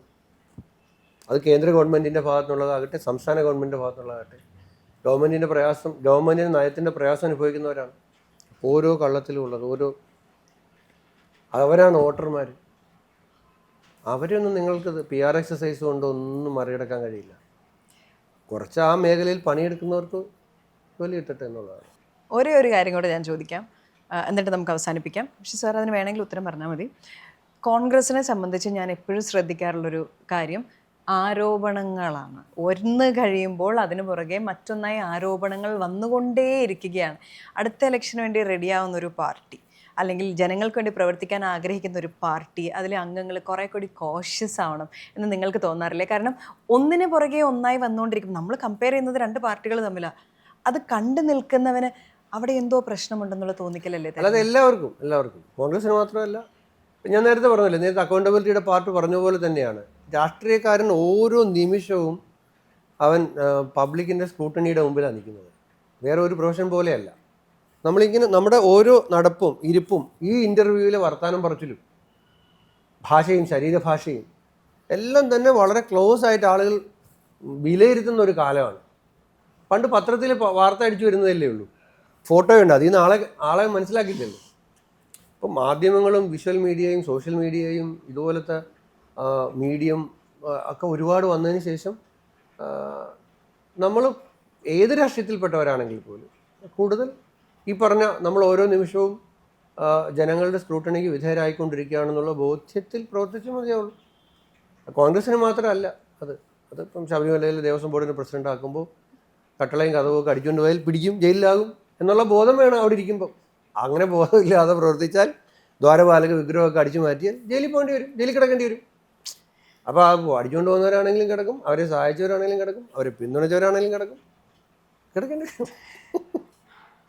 സാർ, ഇനി അടുത്ത ഇലക്ഷന് ശേഷം വീണ്ടും കാണാം, സന്ധിക്കാമെന്ന് പറഞ്ഞുകൊണ്ട് നിങ്ങളെല്ലാവരും നിങ്ങളെ സൈനയുടെ എല്ലാ പ്രവർത്തകരെയും